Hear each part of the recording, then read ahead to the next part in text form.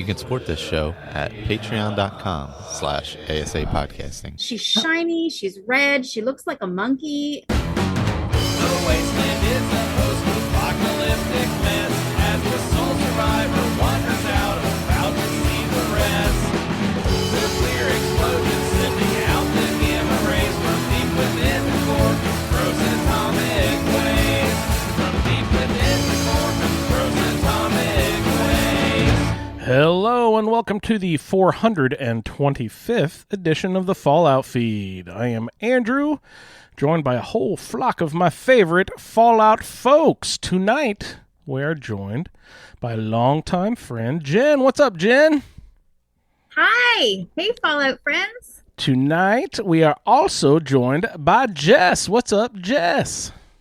Hey, Andrew. Greets, everybody. And last but not least, of course, our old stalwart, Ray. What's up, Ray? Hello, hello. And we are the show who compares and contrasts Fallout experiences through a lively roundtable discussion by playing through the same quest with characters who have been randomly assigned drastically different attributes. Welcome, everyone. Tonight on the show, we will be getting into some feedback from The Mechanist and Automatron. We'll be hearing from Eric and Mr. Sullivan, and also Pip-Boy Steve. For game time tonight, we have Drawcab Kadabdeef. So I hope everyone's excited for that. Get Iguana Bits, and lots of Scorecation shouts. Looks like we're about that time of year, so everyone get excited for Scorecation just as school time is rolling back around. All right, guys, so let's go ahead and roll into our show, and we will start off with Jess. Jess, did you get a chance to play any video games this week? I did, and I love that you start with video games this week. You can tell, like, by what game I list first, if I'm going to talk Fallout first, or I'm going to talk video games. So let's see what she got. Doctor. Oh, yes, well, it looks like video games. So Doctor Who games I put on my list. Yeah, last weekend, we talked about how I've been, I was tempted to jump into Cyberpunk and some other stuff, but I don't want to get into a big adventure right before Starfield, because I don't want to get sucked in. And maybe I could finish by then, but we've got Baldur's Gate coming out. There's a couple other games coming out I'm really excited about. So, what have I not played that's on my list? Because like many people, sometimes I get games in sales. I mean, there's a Game Pass, or I get games in sales, and I don't actually get around to playing them.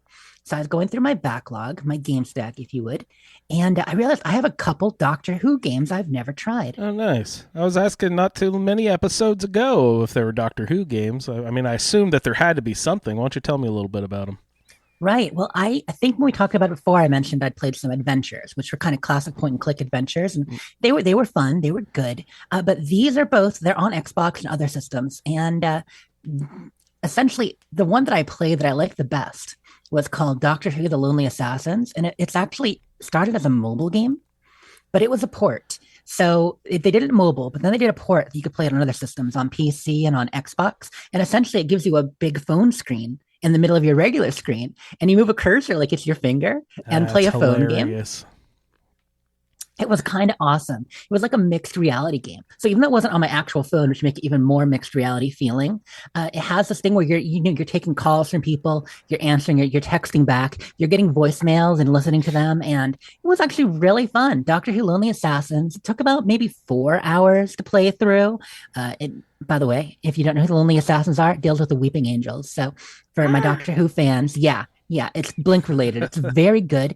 You even have a comeback from Jodie's in it a little bit, Jen. Really? And some of the actors from the Blink episode. So yeah, it was good. It was very fun. Then there's another one, Doctor Who: Edge of Reality, and that's the most recent one to release on Xbox and other systems. And I was looking forward to it because they were going full 3D. Well, I didn't finish that one. I will, as far as my review, highly recommend Lonely Assassins. Edge of Reality, not sure yet. For anyone out there who's played a lot of Unity games, like smaller independent Unity games that are done in the 3D style, Unity is an engine, for those who don't know. You can do things in Unreal or the Creation Engine. Unity is a separate engine, and it's very popular among indie developers.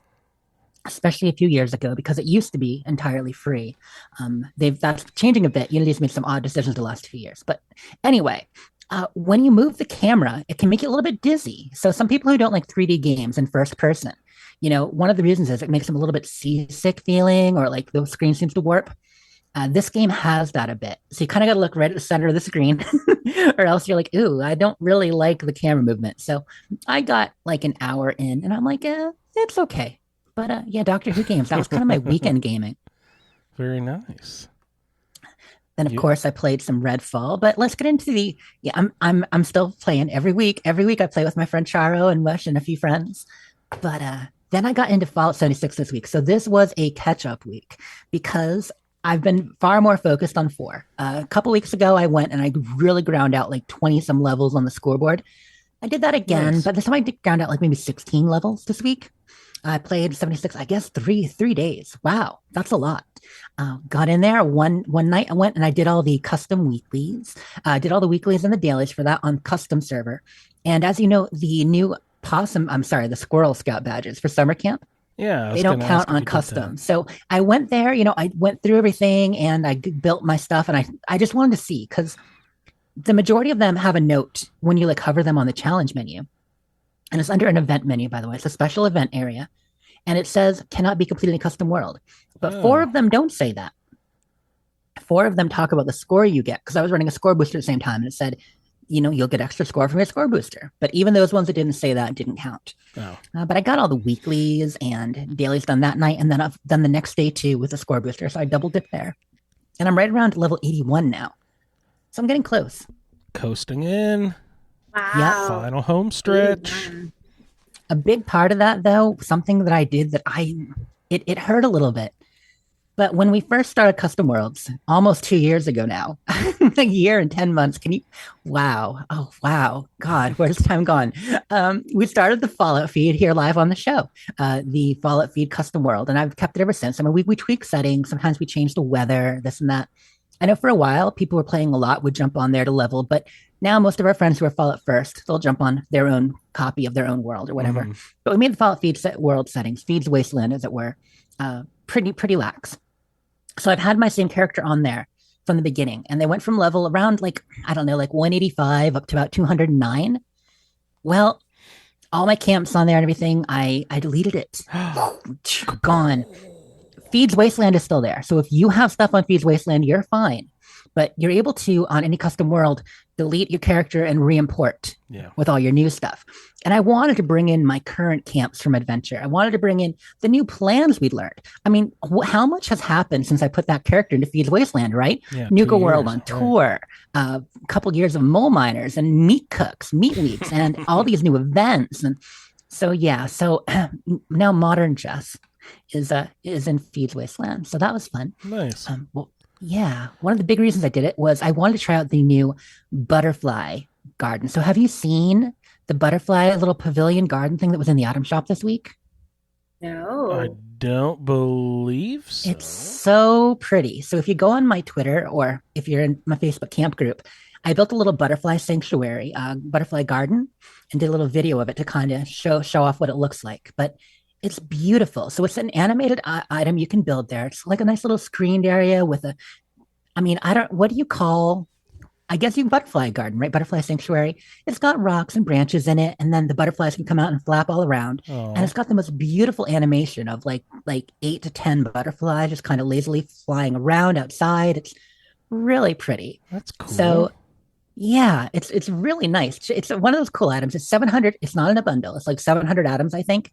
At least 500, I think 700 atoms if you want it. But, and I know it's not the most wasteland appropriate item, but you know what? Half of them aren't. It's just how it is. Well, I bet you it looks like the Mothman cultist butterflies, but reskinned or whatever. Is it the same sort of the animation might be similar, yeah, but they flutter because those are more mothy. These are actually very butterfly gliding. Oh, nice. Because you know how moths tend to be a little bit more random. One of the reasons why I'm a little bit, I don't like moths in real life that much because they're like all in your face and you never know where they're going to go.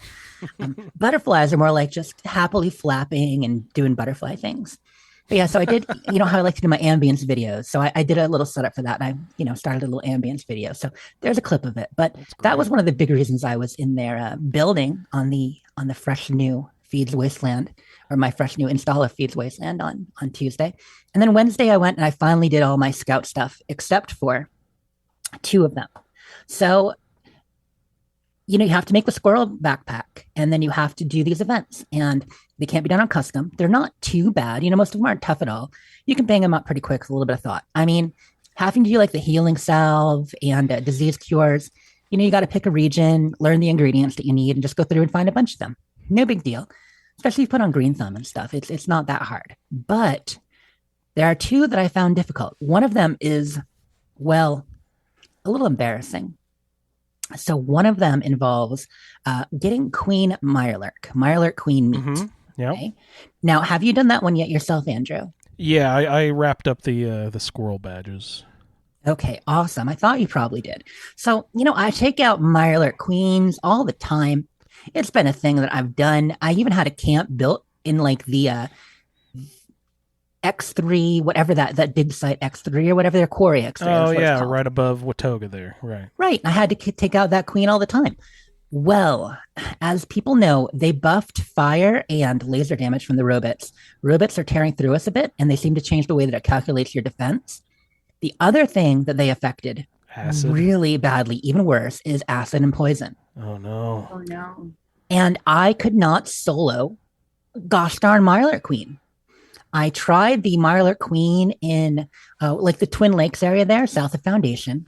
I tried that one. I had all kinds of good junk on me too. Like I just bought a bunch of bulk junk and I lost it. I kept going back. I was determined, but I could not take it out. Using cold shoulder, I got the furthest on it. But keep in mind, I do have to get up close and personal because I am, a shotgun girl. Right. Yeah. But I tell you, even so, all my armor, I have high DR, like 600 DR and, decent against energy damage. Rads and poison, not as much. But after dying like 5 or 6 times of this one, coming back and trying to do it again and again, managed to get my junk back. I went back and leveled up Funky Duds. So Funky Duds is the legendary perk that if you have a matching set of armor, will reduce your poison damage by quite a bit at max. Yeah. So I'm like, okay, that's like 200 minus 200 damage on max. Even with that, I died slower, but I couldn't beat it. So then I went and tried to do the one in Quarry X3. And once again, the first time, maybe second time I took it on, I got so close, like down to 10% health. But between the hatchlings and other Mirelurks popping out and the poison damage, it's almost impossible to describe how quickly it can kill you. Okay, like I could be holding strong, even pulling off anything bloodied, and it would be like 1, 2, 3. That's how quick I would die. I'd go from full health to no health in like 3 little steps. To go when you get hit, you get the little sizzle. It's like boom, boom, boom. You're dead. Wow. And this happened multiple times. So yeah, the way the defense is working, it's calculating, is definitely different. And I knew it was bad, but it is really bad. That's really crazy. It's funny you mentioned that because I was, down at the large lake that's below where the responders, not the responders, what are they called? Where the settlers. Foundation there. Foundation, right. There's like those lakes right below there. And I went down there to get the Mirelurk Queen, but the kings were shredding me. I couldn't stand. I was like, is all my armor broken or what's going on? So I guess the kings, like their echo bolt thing. Yeah, the king shout. I haven't had much more trouble with the king shouts, but I haven't fought that many in the last 2 weeks. So they killed me a few times. I had to reload, or not reload, but you know what I mean. Respawn a few times there to go take on. I didn't have as much trouble with the queen. I didn't let her hit me with the poison, but the kings were tearing me apart. I thought I could get away with it. I mean, I thought freezing her with cold shoulder really helped, but I think I may need to respec for a distance weapon, or really if I had 1 or 2 people there, no problem. And honestly, with an enemy like the queen, whether Scorchbee's queen or Mirelurk Queen or, Earl, it makes sense that they're a boss enemy. Yeah. And for a long time, Mirelurk Queens haven't really been boss enemies the last 2-3 years anymore. Like when we first started playing 76, they were, for sure, that first year. And I had times when I died almost as fast from the poison in that first year or 2. But now it just hadn't happened so long. So yeah, with friends, I'll get it done. So I got that one, and I still haven't gotten a picture of the Blue Devil, which is of course our new werewolf style cryptid. Yeah. There is a trick with it. We talked about how in a lot of cases you get a group of enemies and take a photo and it can count. But I haven't had the right group. You know what I mean? It's got to be maybe a certain mix, or maybe they even patched it. Not sure. Yeah. But I haven't managed to get that one done. So I'm missing 2 challenges for my squirrel badge. I had to We're look it getting close. up, but I got my picture of the blue devil up by the butterfly on the map. Is it called Granger Farm or something? I read that both the Orga and the blue devil can spawn there. So I went up there and just kept server hopping until I found one, and they both spawned and they were fighting each other. I was like, what the fuck is going on?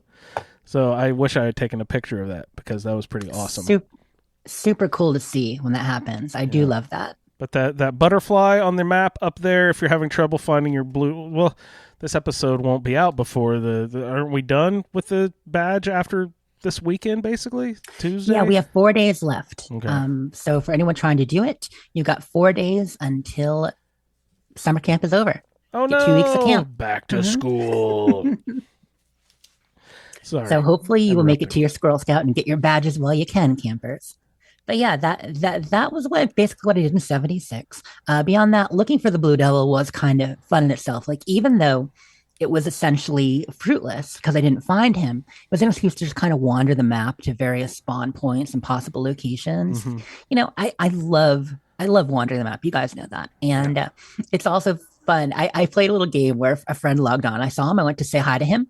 And then he was walking away. I'm like, ooh, I'm just going to follow him. So I sneakily followed him around the map for a while, taking pictures, being all stealthy. Stalkery. Yeah, stalkery. Well, you know, it was fun to be able to after it'd be like, hey, look what you're up to with camera pictures. I got photographic evidence. No, I was going to say hi, but I was busy. So I just thought it was fun. And I just had a chance to kind of look for the Blue Devil while I did it. It was just something fun to entertain myself while I looked for the darn thing. Nice. Now, today, during the day, I did a fun little stream with people. So I took a long lunch break and I joined Ken from Chad's Fallout 76 podcast and a number of friends. And we did a little event we called Campfire Tales. He'll probably do it off and on. People see it if you want to know what it is.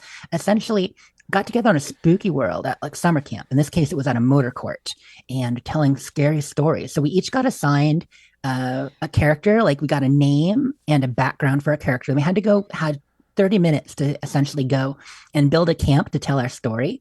And then we did kind of like round robin, like yes and storytelling about our camps and our characters. And it was a lot of goofy fun. So if you see that happening again, probably in a couple weeks, check it out. It was a really fun time. Spooky. Yeah. And then on Fallout 4, after like mainlining it to get Automatron done and other stuff last week, all I did this week was just some settlement tidying. You know, got that 10 millimeter back up, took care of my settlements. Now, I mean, I've got 12 settlements now? 13? Probably Nice. 13 with the castle and everything.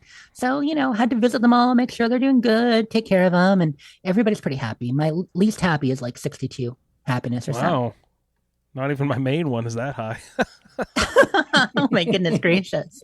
I mean, no, items promote happiness. You got to get, a variety of vendors They and put in and if you vendors have- and an arcade cabinet and have lots of cats walking around. this is what I'm talking Yeah. about. Yes. If you got the creation club, in the modern set, plants can do happiness, rugs promote happiness. Did you know that? Apparently rugs promote happiness. So Wow. Really? are you blue this summer? Do you need a smile in your life? Well, Get go a to your rug. local rug store and just Get a get yourself rug. a rug, a nice, maybe Persian, something nice. I like a grognac carpet, please. Flood stains optional. But yeah, that was my play this week. A lot of Fallout 76, and of course we'll be hitting back to 4 and heading to Nuka World over the next week. Absolutely.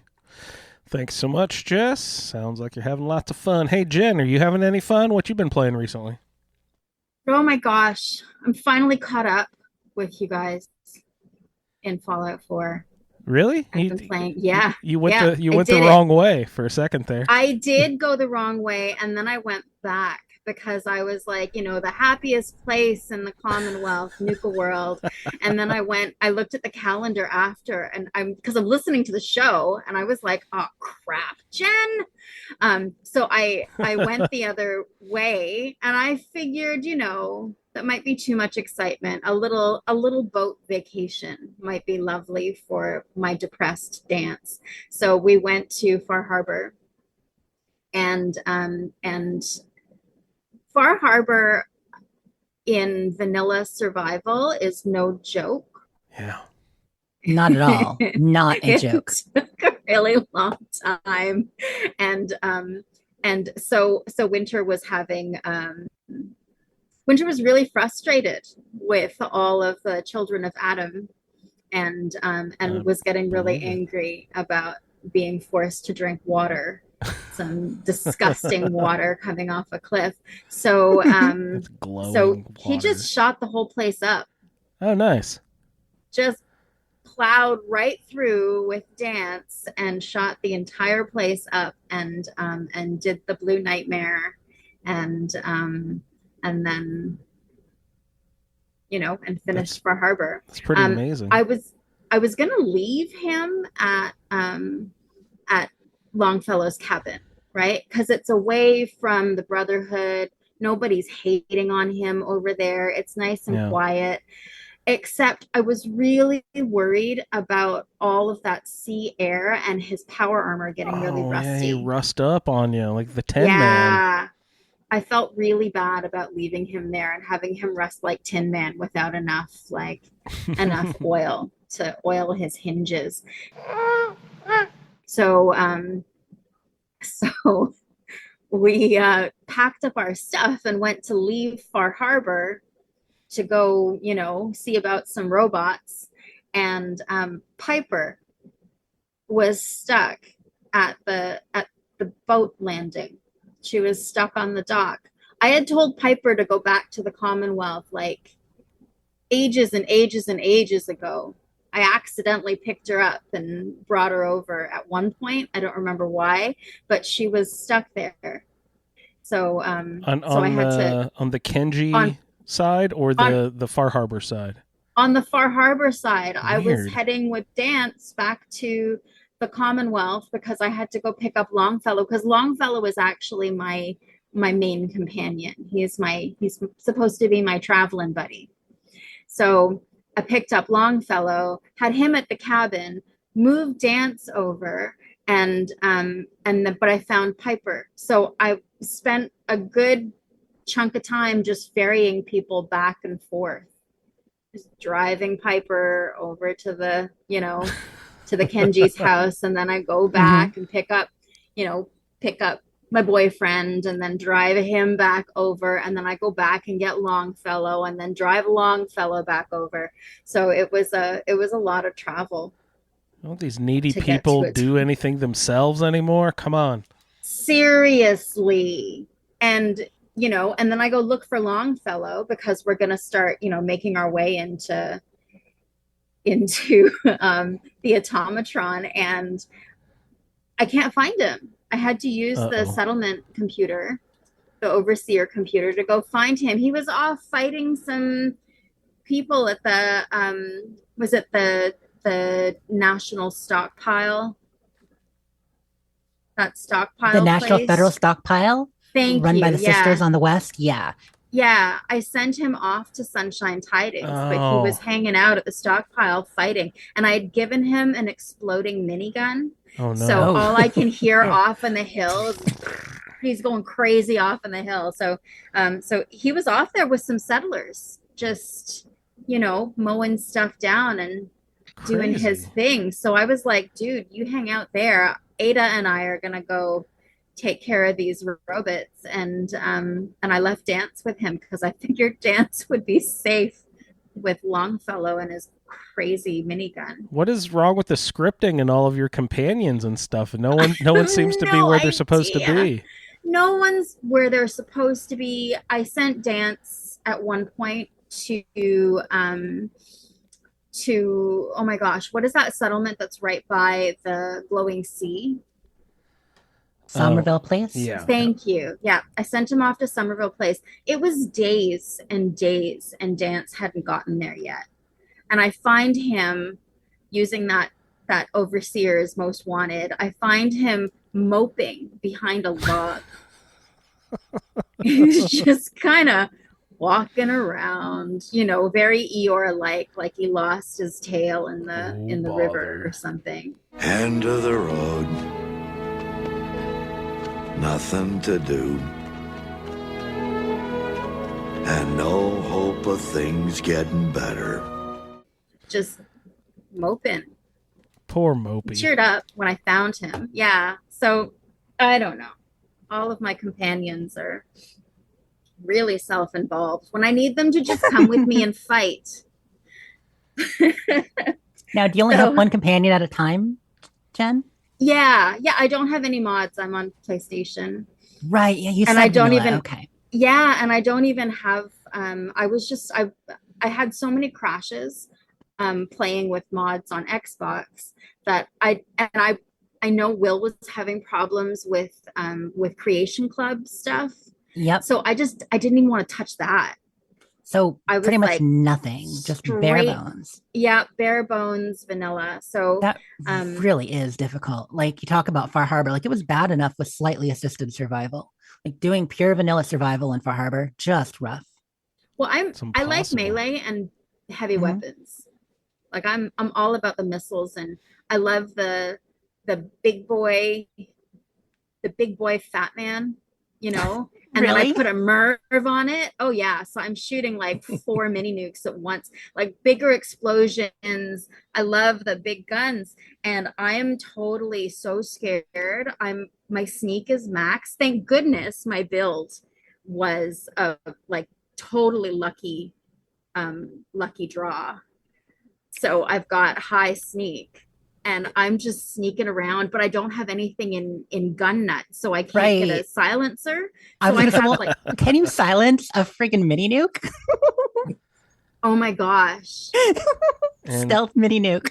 that would be so good. Like you I get a don't big think you explosion and Raider can. says, "Whoa, must be the wind." Yeah. Yeah, it takes away the whistle. Huh? Yeah. that's So crazy. so I'm having to sneak around, and my husband thinks it's hilarious because I'm always like, the Leroy Jenkins of everything, running into the middle of a fight.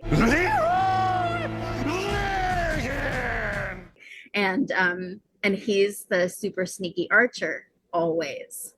And I get bored watching him because I'm like, gosh, you're taking too long to do this. I can't. So now he's watching me, and he's watching me pick things off from a distance and laughing a hearty laugh because I'm so scared of everything. Well, yeah, you should be. If you don't have any mods loaded, shit, you got to go back an hour every time you die. Oh It's my the worst. gosh. It's so Automatron. There are no freaking beds anywhere except for, and I learned this after I had died twice in Mhm. the final battle, and it Oh, sent yeah. me all the way back to where was I? I was at 10 Pines, I Oh think. no. Oh no, you weren't even nearby. Ouch. Well, I used the Brotherhood Uber. Oh, right, that makes Great. sense. Yeah, I'm all about the Brotherhood Uber, sending me over because I get all like, all fed and rested, and then I call an Uber and drive me and my friend over. It can't be Dance. I have him hiding somewhere. So Right. yeah, but I got Ada souped up. She is red with a monkey head on her, Nice. with a little monkey head, and I got all the hydraulic frames on the outside of her for Yep. her armor. I only have laser hands, but those I are do- cool. yeah, I do 'cause the she's double got- lasers Who too. doesn't want laser hands? Explain the monkey head to The me. best. What is that about? Right? So the Jangles, you can get a Jangles head to put From on her. where? Where do you Mods, get a Jangles head? I guess, or not mods, but updates or upgrades. Wow, I had no Yeah, idea. I don't know. I have armor one of my skills was armorer. Um, Armor. so I armorer. So I have that maxed out, and you can get a Jangles head on her. You can get like a one of the I think it's Ahab's helm Yeah. is Yep. like a skull. I had that on her for a while, but when I saw that I could get Jangles on her, that was it. It was done. Well, yeah, of course. You That need the sounds monkey. great. Yeah. But she looks badass. Like I've got like some spikes and stuff on her. The first time I ran through Automatron, I thought she was going to be really badass if I put like sentry bot legs on her. But when I was trying to run through the Mechanist layer, there's that one area where you take the little bridge that goes across that big chasm. Do you know that one? Like you take the little bridge and then it's like a little platform that goes across an entire hallway to get you into the entrance to the elevator to take you up. Mm-hmm. Yeah. She kept getting stuck at the bottom, and I couldn't get her back up with those sentry bot legs. So I learned my lesson, and I put Right. a Mr. Handy thruster on her. Yes. But this thing was red with spikes. It was like a warlord something or other. On Okay. her. She's so badass right now. It's That ridiculous. sounds ridiculous. Andrew and Ray were both using the thruster too, recommending that for Yeah. mobility. I knew the RoboBrain treads weren't great, but it makes sense SentryBot would be even worse. But yeah, she trips on everything with that. So I love Ada. I didn't like her before. I thought she was annoying with her kind of, mopey voice and stuff. But this playthrough, I'm really enjoying Piper. I'm enjoying Ada. I'm seeing the world differently now. All But Ada's sad sack. I lost my friends. Complain. yeah, Come on. well, and I feel bad for her, but I'm like, more dialogue, please. Can you tell me in a different way how sad and depressed you are? Change it up a little bit. I know I'm so callous.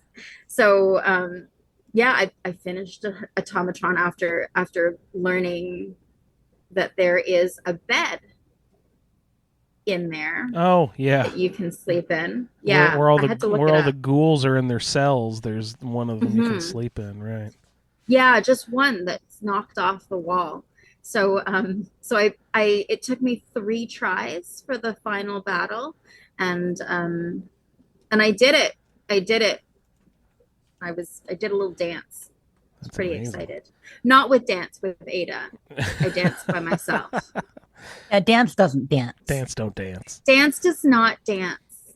No, I need to find him somewhere more arid to have him hide out. A drier landscape, perhaps, one near a theme park. So Speaking of Perfect. dance, did you do any of the Brotherhood quests at all yet? So in order to get Dance as a romance, to get his max affinity, you have to go right to the line. You've got to build Liberty Prime, and Oh, you you have do? to do Mhm. all of that. Yeah, Oh goodness. it's one of the longest chains of quests Yep. that you have to do in order to get Blind betrayal pops after you investigate and find the ICBMs, the warheads for Liberty Prime, right? That's when it first pops. So you've got to have Liberty Prime right on the edge, like you're saying, Goodness. for that to even happen. And until you do that, you can't get. What's interesting is you can actually have pretty much max affinity with him. So Yeah. one more pop, once you finish that, you talk to him once, you get one approval, and boom, you get the romance talk. But until you hit that point, he won't do it because the Brotherhood comes first. Yeah, you got to get the warheads for Liberty Prime before they can, Wow. or you get Blind Betrayal. Did And Dan- then it goes immediately after that. And then Did- you learn exactly how awful Maxon is. Did Dance have any opinions at Acadia or anything? He disliked it a lot when Yeah. I Helped him when or I whatever.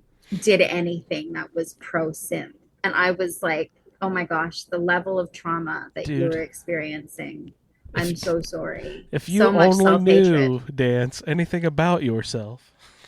Yeah, he's That's he has funny. a lot of self-loathing. I feel for him. Yeah. Yeah. Don't we all in the Fallout universe, though? We got Ada and Dance. You need to get some more perky people around you there, Jen. I just want to help everybody. I like all the sad sacks. Longfellow, he's been hanging out there and he's just kind of, grumpy and old. And I feel like he needs to see some things, be around people, have a Nuka-Cola.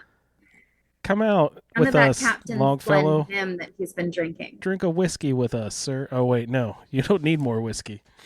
Yeah, he's right? He's already pickled. Yeah, exactly. Yeah, 100%. So, so they all need stuff. Like poor Kate is still stuck in, in her fighting ring because I haven't gone to get her out. I'm just Poor Kate. Poor Kate. I just want to help everybody. I haven't even met her this playthrough. Yeah, me neither. McCready. I had to take him out of Good Neighbor because I needed help getting back. I could not do it by myself to get back. He's great. He's great at what he does, for sure. He's a good companion to have. So I have him being a guard at Oberlin Station to help those guys out. But yeah, it's been a lot of fun and punishing, but rewarding to do it in vanilla. I will say, and I know this is feedback for another week, but I did the gauntlet last night, and I think I threw down my controller and did a little touchdown dance. Oh, out of celebration. Usually people throw controllers out of frustration. The gauntlet, is that to get into Nuka World? Nuka World. Mm-hmm. Nice. Yeah. It was pretty exciting. Yeah, that thing is infuriating. I haven't done it in a long time. Looking forward to it. Oh, goodness. Maybe you just need to have Jangle's head. Jen, while you're talking, I've been trying to find more about the Jangle's Automatron head. And apparently it counts as an Automatron head if you have that as a mod. But I cannot find anywhere saying how you can do it. It was in one of the options to put it on Ada. I wonder if you get it as a mod from killing another robot, or if it's just if you have a Jangle's hole in your inventory when you're in the menu. I don't know, but that's really neat. I think it's... I had the Ahab I didn't have a Jangles. I haven't seen the Jangles. I haven't been picking up any junk except for ammo. Like I've not been crafting a whole lot and just picking up stuff in the Automatron things, all the robot parts stuff. Yeah.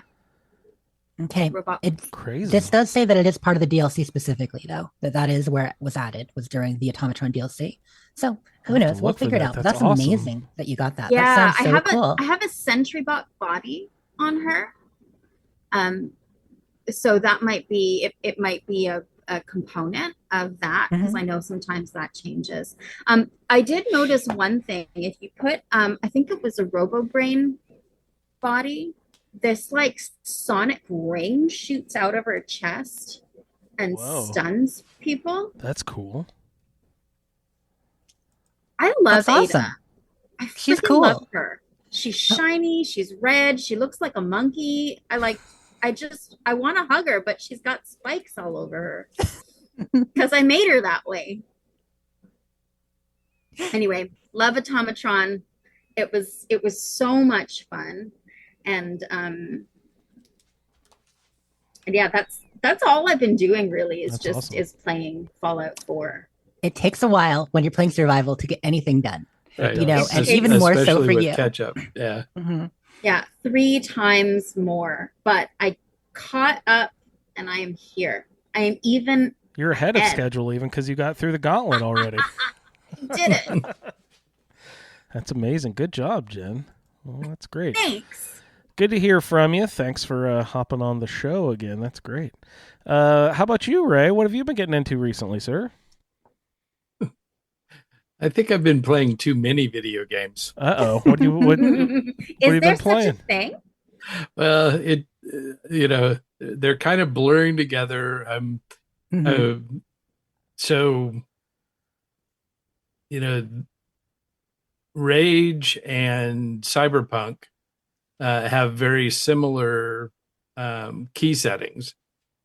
And so, playing those and then going back and playing Skyrim and No Man's Sky, and all of a sudden I'm doing really weird things because I'm hitting the F key instead of the E key, and it's I have to okay, stop. Wait a minute. Now, which game am I playing now? What am I doing? Um, and then it dawned on me that my Skyrim character right now is very similar to my Cyberpunk character. So shock in one hand, I've got a pistol in Cyberpunk and a mace in Skyrim, but essentially they're the same characters running around. There's magic in Cyberpunk? I had no idea. Uh, it's uh, it's net running, so it's hacking.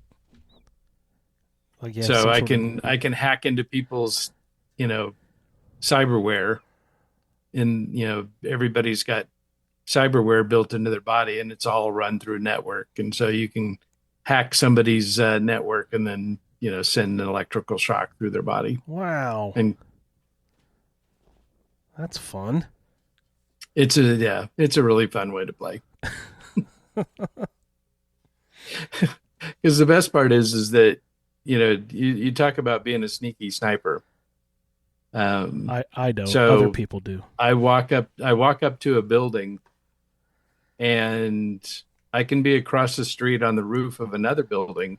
If I can see one of the security cameras, I can hack into the security camera and then access all the security cameras in the building and go through and one by one eliminate the enemy without ever setting foot on the property. Through the cameras, you're like the cameras. shooting bolts of electricity, or like you just access So their. if you can see them, you can hack them. So if you see them in the camera, you can hack them. Wow. And so That's pretty intriguing. yeah, it's a lot of fun. You can clear out a big building of bandits in a hurry. The pictures you shared of Rage, or just the one picture you shared the other day, looks so good. Like it's a really good looking game. It's bleak and stark, and there's you drive down the road, and there's tires everywhere and doors to cars and hoods and bodies laying all over the place. There's a lot going on in that game, but it's got a really good look to it. Wasn't there a severed head thing that came with Rage when it came out with Rage 2? Oh, I'm not sure. And it said things like it was a talking severed head. I haven't gotten there yet. Oh, It wow. could be. There's a lot of weird stuff in this Well, game. no, I think it was like the equivalent of the power armor helmet. Mm. But it was a really gross talking, so I really wanted it, but I didn't know if I wanted the game. I remember they were doing some pretty big stunts to try to market that game too, trying to make it seem more like Borderlands, whereas the game itself is a little bit more serious than that, I think. Right. Yeah, the thing about, Borderlands is just a fun series. And the weird thing for me with Rage is there's no looting per se. When you kill somebody, they're just dead. You can't go take their guns. You can't, take anything off their body. You just that sounds nice. You're not going to get over encumbered. That sounds wonderful, actually. Yeah. And when you get to the max level on ammo, you just can't pick any more up. So, but it's it's a pretty intense game. Definitely die a lot. But fortunately, you don't go too far back when you die. That's good. So it's got checkpoints. Yeah. Yeah. And you don't have quick save or anything like that. It's just, you're just kind of flying along. Nice. So, but yeah, definitely having a good time. We should have a new Skyrim episode out pretty soon. Sweet. And a lot of fun shenanigans with that one coming up. What are you getting into there? We're still doing our gods in worship. Mhm. Nice. So I think we'll have some new tales to tell on that front. Great. Sounds good. And then in Fallout 4, just kind of, I had finally gotten to the point where I got Blitz. So I decided to go out and take it for a test drive and see how it goes. So Nice. I did the Diamond City Blues, where you go and you break up the drug deal. Oh, right. So I did that. It, I wasn't taking any chances. So when you have to go break up the deal, you got to make sure nobody escapes. And, I wasn't sure, how bad things were going to be with all the triggermen and everybody. And so I got in position, and then I just started hurling plasma grenades. And so I threw three grenades, and when the first one blew, everybody was dead. And so then the second one blew, and everybody's body went flying. And then the third one hit, and I ended up I could only find two of the triggermen. And fortunately, the Latimer kid ended up flying towards me and landed right at my feet. You evaporated everyone. So Like a special delivery. yeah, so that was pretty rowdy. And then since I don't go to Diamond City very often, I don't really have to worry about the fact that I killed Cook. So I don't have to worry about his daughter interrogating me. She's going to get it out of you. Just avoid the Diamond City altogether. Yep. Then I ran over and did my favorite quest, Yay! USS Constitution. Yay. That one was a little tough. That final battle, I actually ended up, it's one thing about this Ripper is that, it does like almost area of effect damage. It's so strong.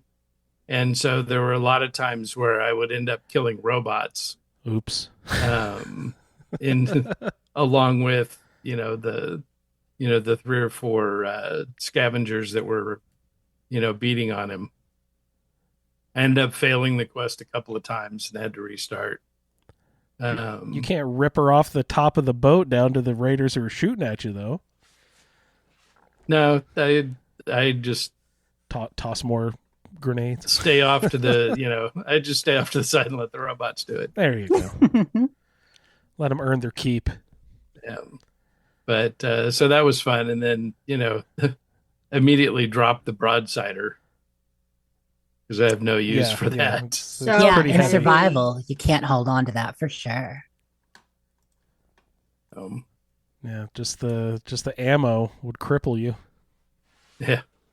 But got to watch the boat take off and about 40 fly feet. off one step closer to victory.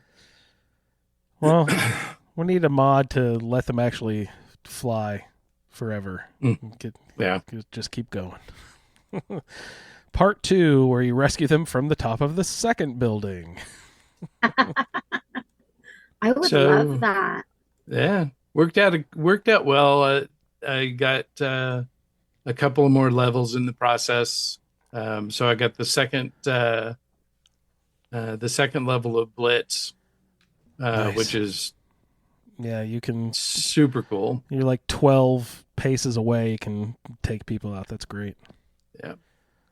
And then also, since I've already gotten maxed out on almost all my assigned skills now, I took Lone Wanderer finally.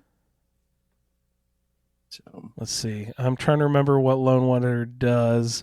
I remember taking them because I found the perks to be pretty useful, but they weren't exactly what I expected. Like one of them was more damage. 15% damage reduction Mm-hmm. and 50 carry weight.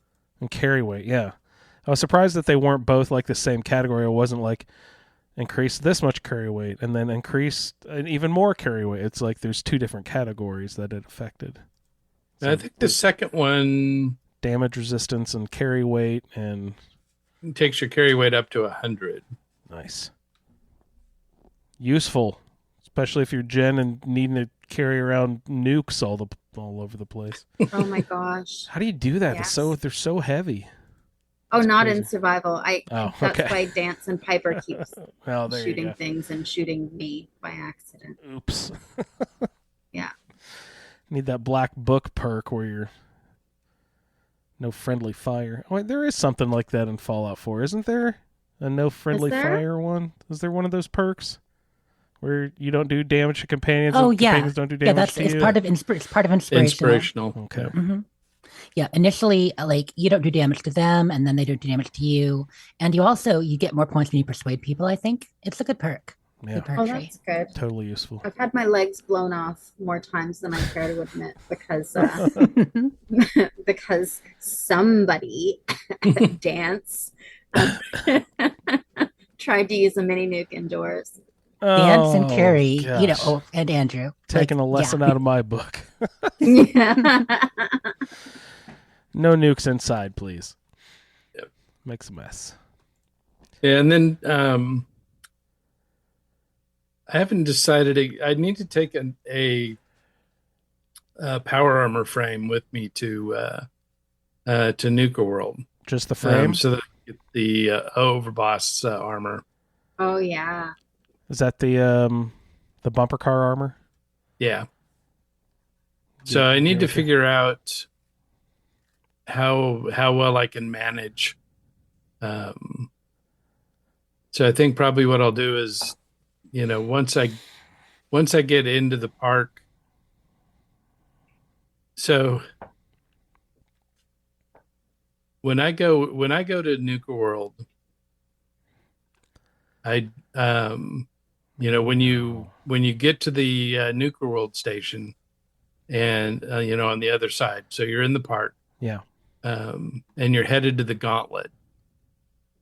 So as soon as you go down those the first short flight of stairs, there's a door off to your left, and so that's where I do the little chain trick where you can unhook the chain, reach in, from yeah, the gap, and that lets you out into the parking lot of Nuka World.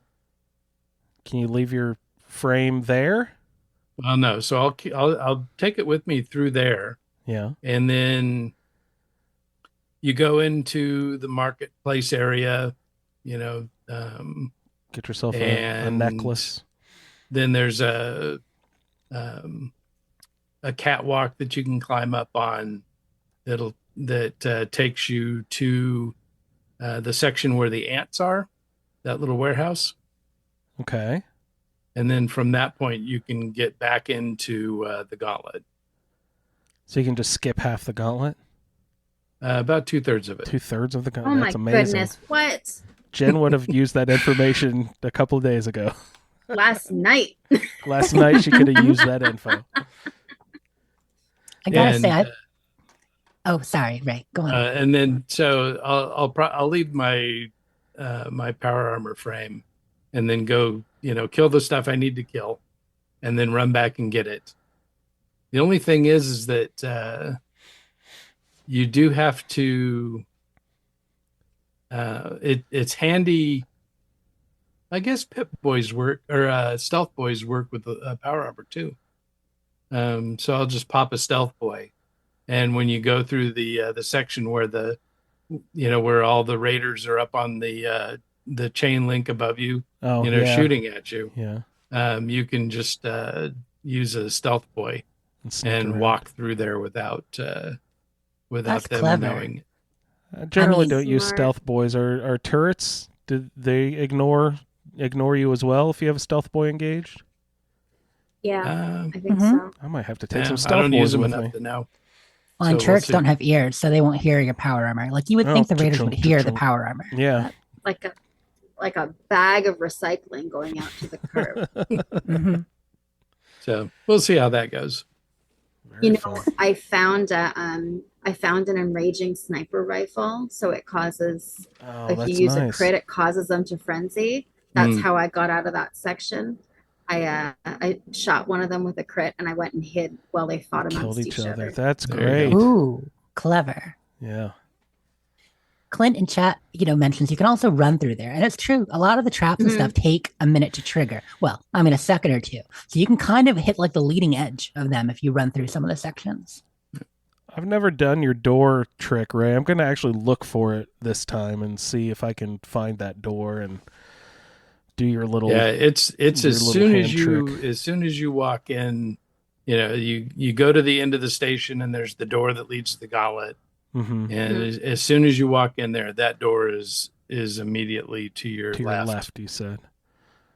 I'll have to take a look for it if I think about it while I'm doing all this. Yeah, stuff and the fun next thing time. is that you walk across the parking lot. It's all desolate and everything. You walk into the park, and the marketplace is in the center of this circular courtyard. Yeah. But there's a ring around the outside that has people milling around, and you go walking in there, and they don't pay any attention to you. You're just some other schmuck walking through the park, Nice. and That's amazing. all What level the of while lockpick? Oh, sorry. if you What have level of lockpick, you lockpick? can actually get further down the line, but you only need novice lockpick to get into the garage where the ants are. But you can kill most of the ants before you even get in there. That's amazing. Oh my goodness. I might have to ask you to stream that or something. I feel like Yeah. after Automatron, the gauntlet can't be that bad, right? Like, Oh my Jen, I mean, it's not that bad, right? That last robot battle is Well, yeah, definitely hairy. and it's not Yeah. it's not as bad for us because we can quick save Mhm. when we make it through a section. Okay. Yeah, that's so convenient. I know it's a huge advantage on playing modded survival, being able to actually quick save occasionally. If your sneak is up enough, then you don't set off any of the floor traps, because the floor traps are the ones that are brutal. But it was the grenade bouquets Mm. hanging from the ceiling. Those are the ones that got me Oh, hard. yeah. Yeah. Oh Yeah, my and goodness. if you've got the mysterious serum, it also helps going through the radiation room. Nice. Yeah. Oh yeah. Because you Yeah. can walk around that corner and pick up the key off that little table in there. It reduces so many rads, like a refreshing beverage. I oh my goodness, because Lee just shared one of the best pictures I've ever seen. It's him in front of a store that says no drugs or nuclear weapons allowed inside on the storefront in neon. Yeah, so no nukes inside, Dance. Better watch yourself, Dance. No nukes. So we'll see how it goes. I've got my little armor frame, so I'm ready to pile overboss armor onto it, and then I'll probably just leave it, sit in the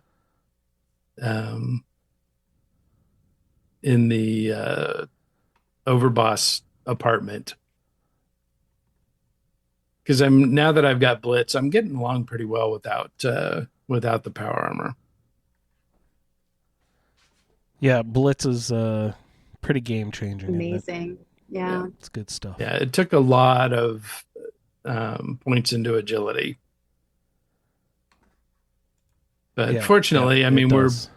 because of the way that we're playing through this, we are getting pretty high level. Now, I mean, some of us are considerably higher than others. I'm I'm gonna catch you, Andrew. Are you?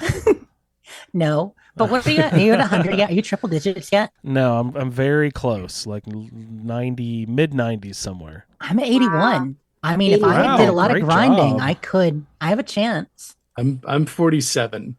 That's great. Yeah, I just hit 50 yesterday after the gauntlet. Wow. The XP just comes so much faster in survival. It really does. Yeah. Pretty beefy. Yeah, absolutely. What else are you getting into there, Ray? That was about all I could fit in the week. We got a I watched the last 3 episodes of Witcher. oh, Yeah. nice. Oh, I haven't done that yet. I'm excited. Have you started it yet, Jen? Yeah. Yeah, and then I watched the first half of like that first part 1 that they set out, and then I realized exactly how much I didn't remember. So I You had went to go back back. and watched it from the beginning, and Oh, now mhm. I'm ready for part 2. All right. Tori Yeah, still and doesn't know it's- that it's out, so everyone shut the fuck up. Yeah. Yeah, it's so I definitely have a big advantage because I've never read the books and have never played the video games. So it's just a fun series to watch. Oh, you don't have anything to complain about because No, I mean, there's, it is what it is. Face value. just cool Yeah. cool monster Yeah. battles. Yeah. And no spoilers, but I mean, everyone knows that, Henry Cavill is leaving. So, it's that I heard they didn't maybe get the best send off, but that there's some really good moments. So I can't wait to watch now that the second half of the season is out. Are there? I don't know much about the game series. 3 is the only one I've dabbled in at all. Are there different Witchers, or is it the same character all the way through the game series? Oh, Geralt is the same character. He's an Geralt? individual Okay. character. Yeah, but there are other Witchers. There are other a Witchers? Witcher Okay. is just a metahuman. Yep. Okay, so they could Has spin it anyone- off to a different character without much issue to the. No, what they're doing No? is a kind of unprecedented. I mean, they are essentially doing the whole swap. Like it's a different Daryl. You go upstairs and come back down. I mean, it is a major swap, but because he's going to be playing the same character. Like when Liam comes in, he's going to be playing Geralt the Witcher. Oh, they So- shouldn't have done that. That's silly. Come on. Everyone agrees with you. Yeah. I think almost everyone. What are you Has saying, anyone Jen? watched Blood Origin? Oh yeah, yep. Have you seen that? So there's a lot of complaints about Blood Origin, and not Okay. to digress too long, but I actually enjoyed it. I mean, there's an 80s esque fantasy aspect to it, kind of like Lady Hawk or something. Whereas Mhm. it does have a bit more cheesy fantasy feel than the Witcher stuff does in general. It's about the Great Conjunction, but if you can get past that, I thought it was actually a pretty decent story. The only other thing is that the way that they dramatize it is that elven society is a lot like human society, but just elves, kind of showing how similar they really are in some ways. And while we can romanticize how much different the elves were, they really weren't that different, So yeah, I thought Blood Origins was fine if you're ready for a slightly cheesy take on it. And there's some great actors in it. Also, the Michelle animation. Yeoh is in it. Yeah, Yeah. Michelle Yeoh is excellent in it. There's also an animated version about Mhm. Vesemir, and that's Really? quite good too. Yeah. Yep. Oh wow, is that in Blood Origin or is it a different No, series? it's separate. Look for it on Netflix. I don't remember the name of it, it's Witch or something, of course. But yeah, it's animated. Cool. I love Vesemir. All right, Very cool. that's the Witcher feed, I guess. The Witcher feed. All right. Anything else you wanted to mention there, Ray? No, that was it. All right, sounds good. For my gameplay this week, I nailed Scorecation the day after we recorded last, so on Saturday afternoon. I hit up my Scorecation, so I really haven't done much 76ing this week. So I do want to log back in and get that butterfly garden. That sounds pretty awesome. I did mention last week that all the survival mode has gotten me into starting a new Fallout Shelter vault, survival mode vault. And I was doing really well. Got up to like 24 vault dwellers, and then had a series of misfortunate events and got down to 7. And I just couldn't build up after that because I had too much of a vault, which needed too much electricity, and I didn't have enough people to. The people could produce enough food because when all the people die, you need less food. But I still had all those rooms built, so that I still needed the full max electricity to run all the rooms. So that became a problem after I got down to 7 people, and I just couldn't keep up. Because all my rooms were, connected together. So if a fire started at a bottom room, it would spread up and then spread to the right and then up and then back to the left and then up and just wipe out everything. It's like you learned a lesson on corporate downsizing. You need a minimum number of staffing to maintain things no matter how much efficiency you add into the system. Yeah, exactly. So I scrapped that vault and restarted a new survival vault with a little bit of a different strategy. It's like, well, fires are killing everyone because they're spreading like crazy. So I'm going to stagger the rooms so that they're not right above each other. So it'll be like an elevator with a chute of rooms going off to the right, and then go down a level, then off to the left, down to the right. And that really has cured my fire issue. The other thing that I've discovered is that pregnant ladies, they increase your happiness. Each pregnant lady you have makes all the happiness go up in the vault, and they are pretty much, you can't hurt the pregnant ladies. They don't die because they flee from every encounter. If there's a fire, they flee. If there's raiders, they flee. I only have one or two guys in the vault at all, and I'm just bringing in all the ladies and having them be pregnant, but not delivering the babies at all. Oh my God, a perpetually pregnant workforce ladies. Yeah. That can't die. So no one ever dies because they're constantly pregnant. And the rooms are staggered so the fires don't spread. How much complaining. Oh my God. Like I can only imagine their speech bubbles. Everybody's got swollen feet and they're all cranky and nauseous. Running from everything. But so far the strategy is working. I'm only up to like 12 or 13 people now, but I'm going very slowly. That's cruelty. It probably is. Probably is. Just keeping them perpetually pregnant. So. And the fact that they're increasing the happiness is counterintuitive. It is a little bit. Keep them miserable and pregnant, gosh. and the happiness meter goes up instead of down for some reason. Everybody else has a day off. Yeah, just the guy. If I accidentally deliver a baby, I send them immediately over to the guy to knock him up again, and then he goes back to doing nothing, and the ladies get back to work. Gosh, it's like a dairy farm or something, or livestock. It's great. Clint has an alternative path. He says, can't you delete rooms?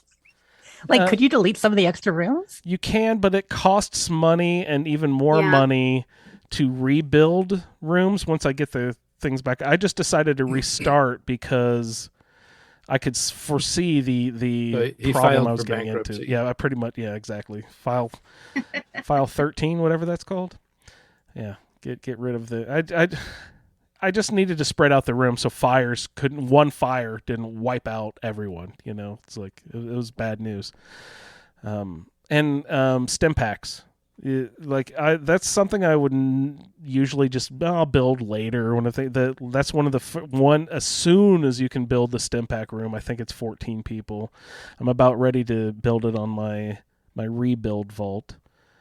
As soon as they're so necessary and survival mode, but not. I found them pretty useless. So you what find what enough. are the additional mechanics in survival mode in shelter? It's just that you can't revive dwellers. If they die, they're dead forever. It's like you're dead, you're gone. And just everything is harder and takes longer. So everything's less efficient, and it takes longer to get your water and your food and everything. And it's just, I think people die forever and things take longer. Yeah. So do you that's have more pretty much- disease or more accidents or anything like that? Oh God, fires. Oh, that is one thing. I'm glad you mentioned that. If you move a person from one room to another, that sparks a fire. If you move one person, that causes a raider attack. If you move, it's just moving people from room to room sparks a new disaster almost every time. So I try not to move people a lot. I try to just keep it nice and calm in there. It's like just moving people around causes those incidents to happen too. You're making Fallout Shelter survival sound like the most hardcore of any survivals in the Fallout games. Well, it is the best Or even Fallout Skyrim. game, so of course their survival mode would be the best as well. We even saw an article saying as much. We found one earlier this week saying, the article said one of the best Fallout games, Fallout Shelter. And of course, you quickly corrected the best. The best, But of course. That was fun to see. Well, it drew Clint into the Fallout universe, so of course it's got to be one of the best, right? Absolutely. Come on. Other than that, I've been having fun with survival mode Shelter. I decided to go back on a save file and play the end of Automatron again, just that final battle. It's just so fucking brutal. I was sitting up on the exit, right by the exit door, trying to hide. Would sneak down and repair Ada to go blast more people off. I was throwing pulse grenades off the ledge. And I don't know why I just decided to go play it again because it was so fucking hard. But it took forever. I died a bunch of times.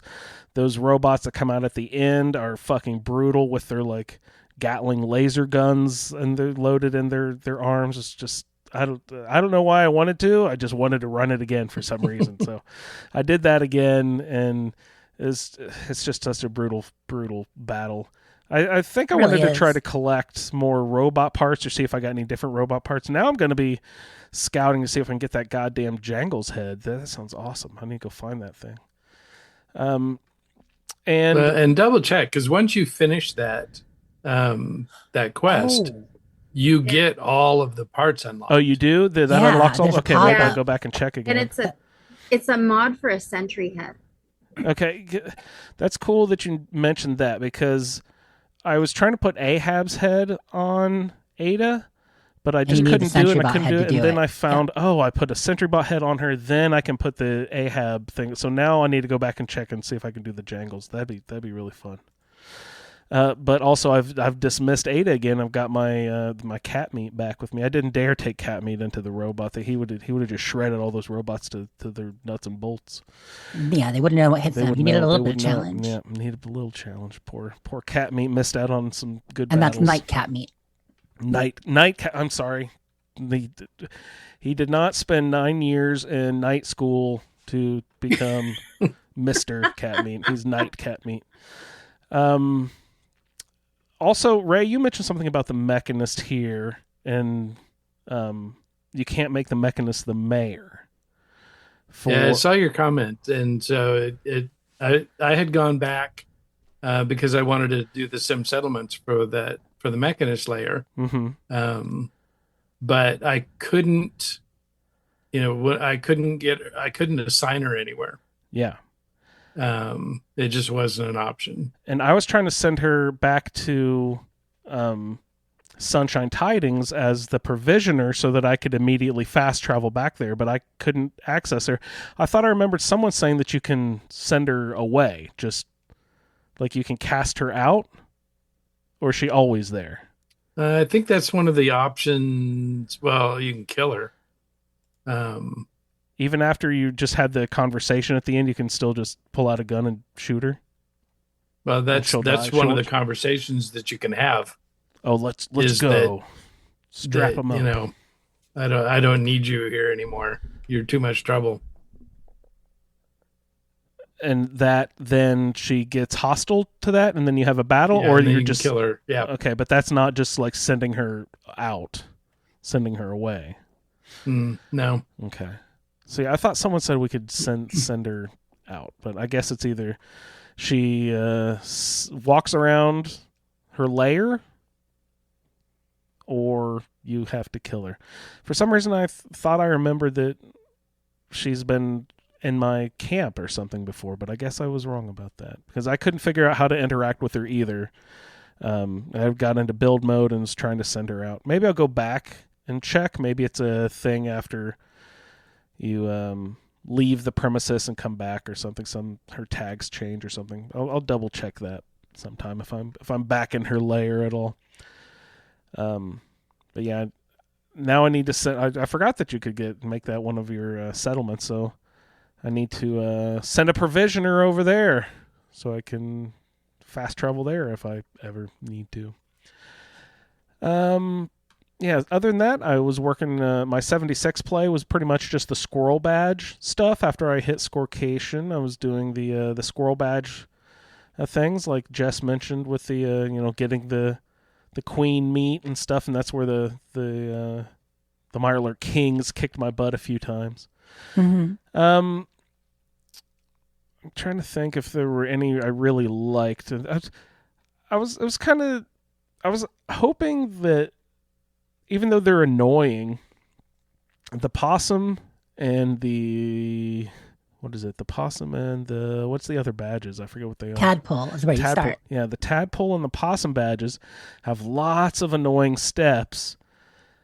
And when I heard, there's a new squirrel badge, I was like, oh no. But then when I found out that the squirrel badge was like so much easier, I was kind of disappointed. I kind of wanted the annoying slog, We've been discussing it kind of since it first came out, that tadpole is really tougher than possum in the first place. Like tadpoles are just felt more grindy. And we always knew that there were squirrel scouts as an option that they might eventually give us. And yeah, we thought that it would probably be a full set of challenges like this.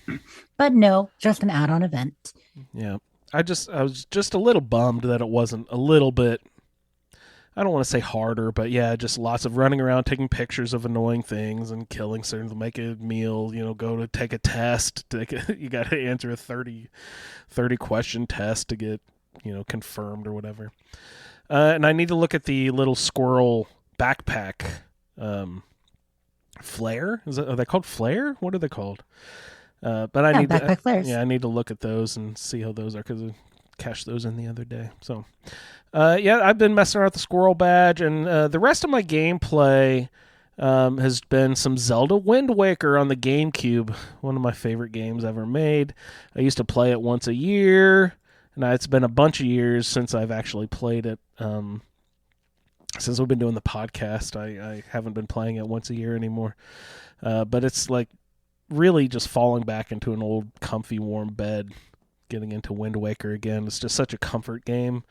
And I just haven't played it for such a long time now that, but Nintendo is really backward compared to Xbox. Like the controller, the button, the action button is the opposite. And you don't have as many options to change. Like your camera setting in Wind Waker is exactly opposite of my camera setting in 76. So it's like when I want to look up, I keep looking down. When I want to look right, I keep looking left. Like the free camera mode is just totally backward compared to what it is I set it up as an Xbox. So it's taking some getting used to. Like Ray was mentioning how he was running around hitting the wrong buttons, having his character do really weird stuff. Like I'm still doing that. Like there's an enemy off to my right and I need to go hit him, but I'm swinging to the left for some reason over here hitting the wall. So it's taking a little bit of getting used to. And of course, as soon as I get used to that, the Wind Waker controls, it'll be time to hop back into the gauntlet, and I will be trying to avoid some sort of crossfire from turrets and just end up getting exploded because I'm used to Wind Waker controls all of a sudden. But so it's been really fun playing Zelda Wind Waker, and again, I was just looking up some. I was like, I wonder if this is available, if they've done any HD remakes, and they have, but it's not for any Nintendo system that I have. It was for the Wii U, which is the least selling of all Nintendo consoles in recent history. Yes. So, that's the only one that's been remade for. It's like, well, who does that help? Come on. What are you guys doing? I want it on the 3DS or the Switch, but it hasn't been. I was Googling, and then I found Ocarina of Time has been remade for the 3DS. I was like, ooh. So I'm probably going to end up buying that. And when does Starfield come out? Because I got to get through these couple games if I want to have like a little Fallout break before Starfield starts. But that's like less than a month now, isn't it? Isn't Starfield's Yeah, release days. date like Wow. You're on the final countdown. How If long, you got early Ray? access, Did you say 22? It's like 27. 27 days?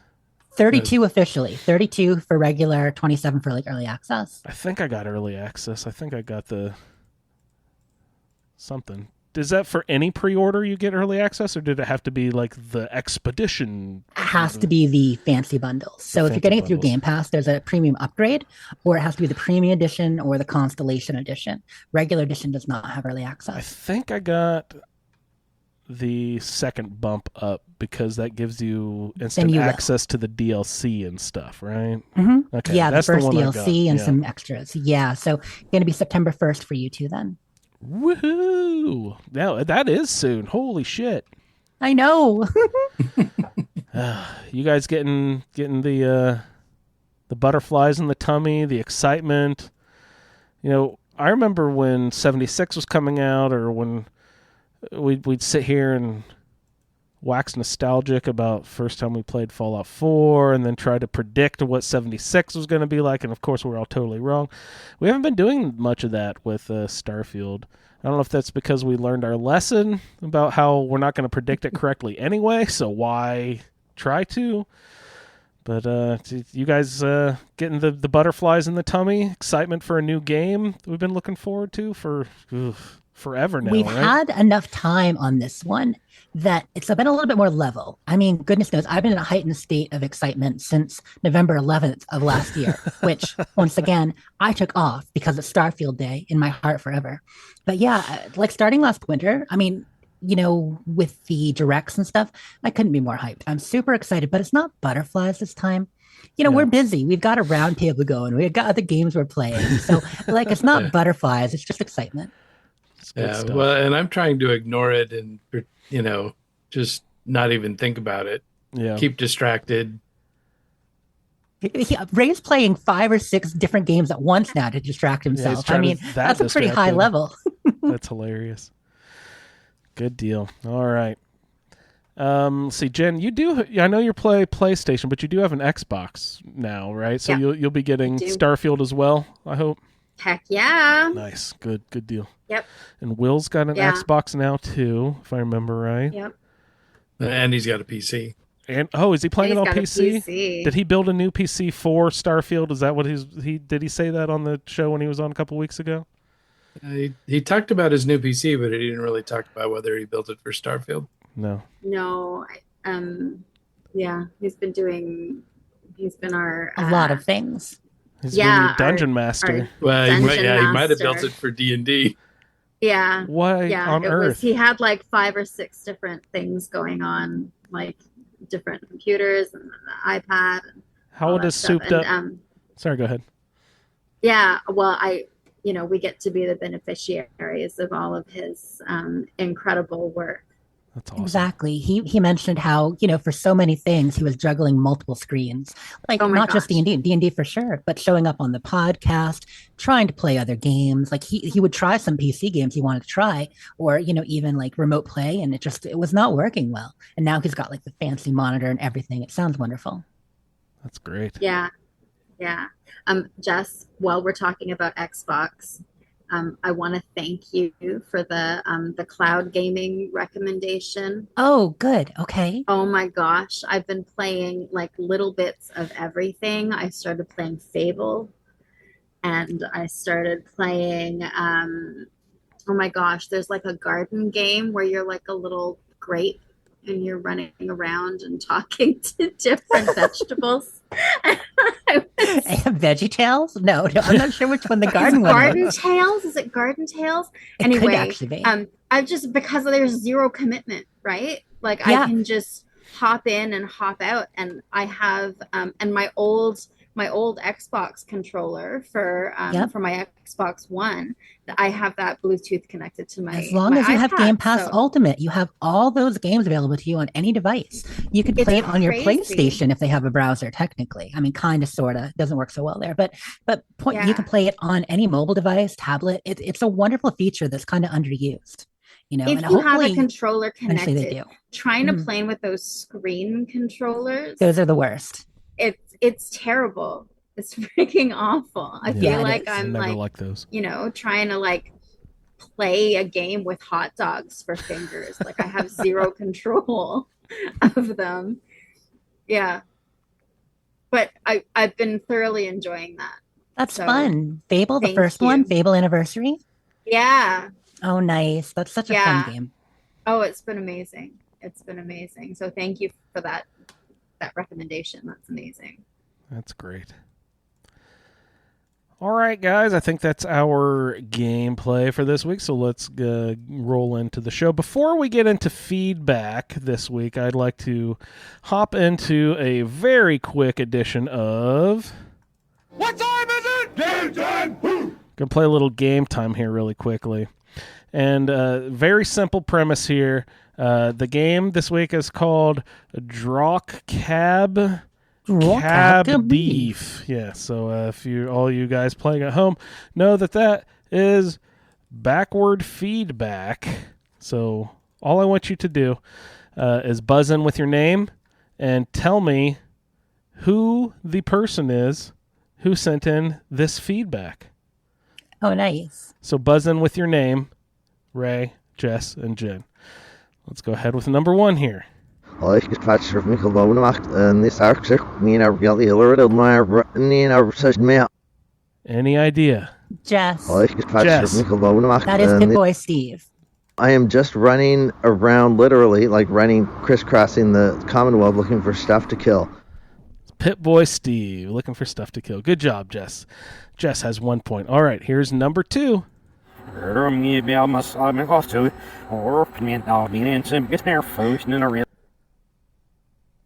Here we go again. So, one quick question. Is it from this season? I'm not giving you any hints. Fine. Give me nothing. Nothing. No hints.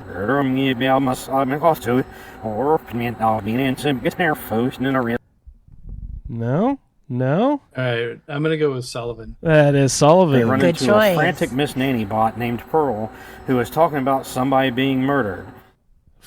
the nanny bot named Pearl talking about someone being murdered. I actually Good thought job. it might have been Dwight. That's why I'm like in this season. So It was awesome. his backwards drawl that Backwards that- draw. Perfect. All right, and here we go. Last one. That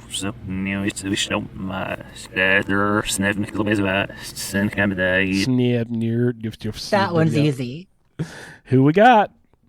Jess. Jess. That is Eric, aka Suliore. Suliore. The mechanist, I was able to convince her that what she was doing was wrong. The mechanist was able to convince me what I was doing was wrong. All right, Jess wins with 2 points. Congratulations, Jess. You have won this week's edition of What time is it? Game Time. Good job. Hey, can I So just Andrew, were you screening for subliminal messages? Is that how you came up with this game? I heard someone on another podcast do a similar game, and I kind of stole their idea. I'm good at stealing other podcasts' ideas. and the reason he couldn't tell us if it was, it's because those are the 3 feedbacks from this Yeah, episode. I took them from the feedbacks from this no. week. That's why I couldn't. Oh my goodness. That's why I couldn't tell you when they were from, Jess, because those are the 3 that submitted That's this week. hilarious. All right, so let's go ahead and roll into those. What do you say?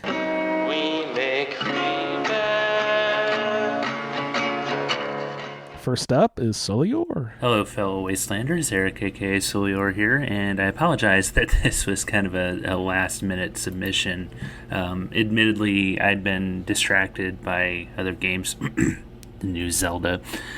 So, yeah, but this shouldn't take that long, because Automatron really wasn't a very long quest line. But, I always say that, don't I, at the beginning? So, Anyway, yeah, so I had already done the first Robo Brain by the time I sent in my last feedback, so the second one I had a little bit of trouble with, mainly because there was an Assaultron there and I was just running with dog meat, so, I ended up dying a few times. So what I ended up doing was just running in, taking out the Robo Brain, and getting the hell out of Dodge. Unfortunately, I didn't have any stim packs to revive dog meat. So I talked to Ada to complete that part of the quest, and then I made a trip to the Pridwin to restock in stim packs and fusion cores. And I grabbed my T60 Brotherhood of Steel armor, power armor, and went back to Oberlin Station, and then made my way to the satellite where Jezebel is. I did just fine with Ahab, although I did get killed once in the explosion when I took him out. So I ended up taking out this iBot first, so I didn't have to listen to the conversation with Jezebel. Yeah, thank you guys for that tip, because, sitting there listening to people of the Commonwealth, blah, blah, blah, we're coming, we're going to cleanse the land. Yeah, no, I didn't want to sit and listen to that the whole time, so yeah, I took that out. So I did pass the speech check that got Jezebel to tell me that she can't lie, so I can trust what she's saying, but isn't that what liars say? Hey, you can trust me, I don't lie. Bullshit. Anyway, yeah, I did take her head and made my way to Ivy. So, I don't know, what is with Ivy? Because when I was first dealing with Ivy, I was hitting her with everything, and she just wasn't taking damage at first. I don't know what the deal was, but slow but surely, I did chip her down and rushed up with my katana, and that did the rest. I posted videos of that pretty much everywhere. Pretty awesome. So I swapped out the Tesla power armor parts for the ones that I was wearing, the respective ones that I was wearing, and I gave... also, that Tesla rifle was pretty damn sweet, too. And I gave Jezebel a Protectron body and arms with a thruster. Of course, she complains about whatever you give her, so it didn't really matter. So now for the mechanists. So it was right about this time that I was starting to get an error message when I was saving, saying there wasn't enough space to save and to delete some previous saves. That was happening with me before with some of my other characters. I don't know what the deal is. I don't know if my save file is starting to become bloated. I certainly hope not.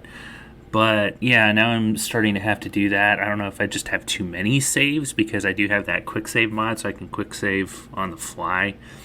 But I mean, it's not a big deal. I don't know. Maybe it does make my game a little less stable. I don't know. I guess we'll find out. Fingers crossed. But I went to the area, the Robco facility that's right by where the Pridwin is. So it was a short trip, and I looked up a walkthrough just to see if there was a way that I could cheese this. There is, but I wasn't really able to do it. There's a terminal in this little security area right by where the tripwires were.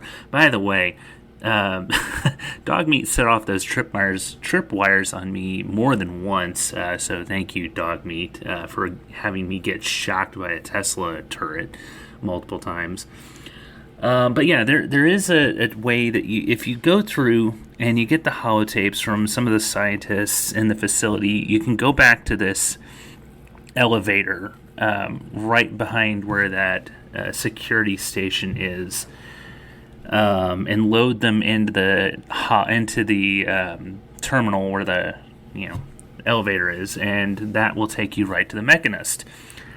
That didn't work for me. Well, I mean, you could do it that way. It also said that you can play the holotapes right there by the terminal. Yeah, that didn't work. I don't have the ability to unlock a master terminal. So there was that. So yeah, I had to do this the hard way. So yeah, I just kind of slowly but surely made my way through the facility. I forgot to mention that I did some upgrades on Ada too to make her a little bit more powerful. Gave her some armor, turned both of her arms into lasers along with her head, gave her the head laser, and then also gave her a thruster instead of those clunky legs. So yeah, we made our way through the facility, got to where the mechanist was, and I was really dreading the gauntlet because I remember that being a bitch the last time I did it with Vargas. But it really wasn't that bad.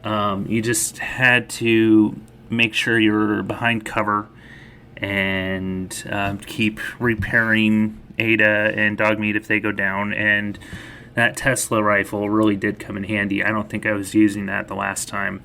So between that, my Righteous Authority, and my Katana, we did pretty damn well. So got to talk to the mechanist. Spoilers, was not Tom. I really don't believe that. I really think it is him because he just seems like that type of person.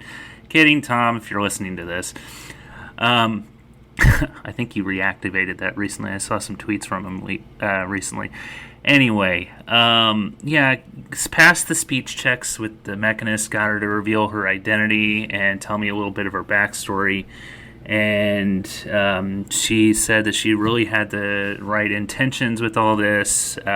Just the robo-brains were misinterpreting the orders, which Jezebel actually talks about that. Jezebel was the one that's saying the true way to kill them. Yeah, pretty messed up. And yeah, it wasn't easy, but I took some convincing, or the mechanist, I was able to convince her that what she was doing was wrong. Good intentions, but what's the saying about good intentions? Something about hell being paved, the way to hell being paved by good intentions. Yeah, that sort of thing. But yeah, that was about it. I got the mechanist armor, which is pretty nice. I don't see a way to be able to mod it, though, to add lead lines, stuff like that, pocketed. I don't see that option on them. But other than that, it's some pretty decent armor, so I'm going to run with the armor, maybe not so much the helmet, but definitely the armor. And I set up the layer as a settlement and made Ada a provisioner between there and the Red Rockets. So yeah, I'm going to do some repairs on my power armor. I'm not sure if I'm going to take that with me or not to Nuka World. I am definitely looking forward to Nuka World. I'm not looking forward to dealing with Gator Claws and Nuka Lurks. But yeah, I'm definitely looking forward to it. Glad I was able to go through Automatron again for the second time, and see you all on the train to Nuka World. On the train to Nuka World. Choo choo. Let's load them up. Get them out.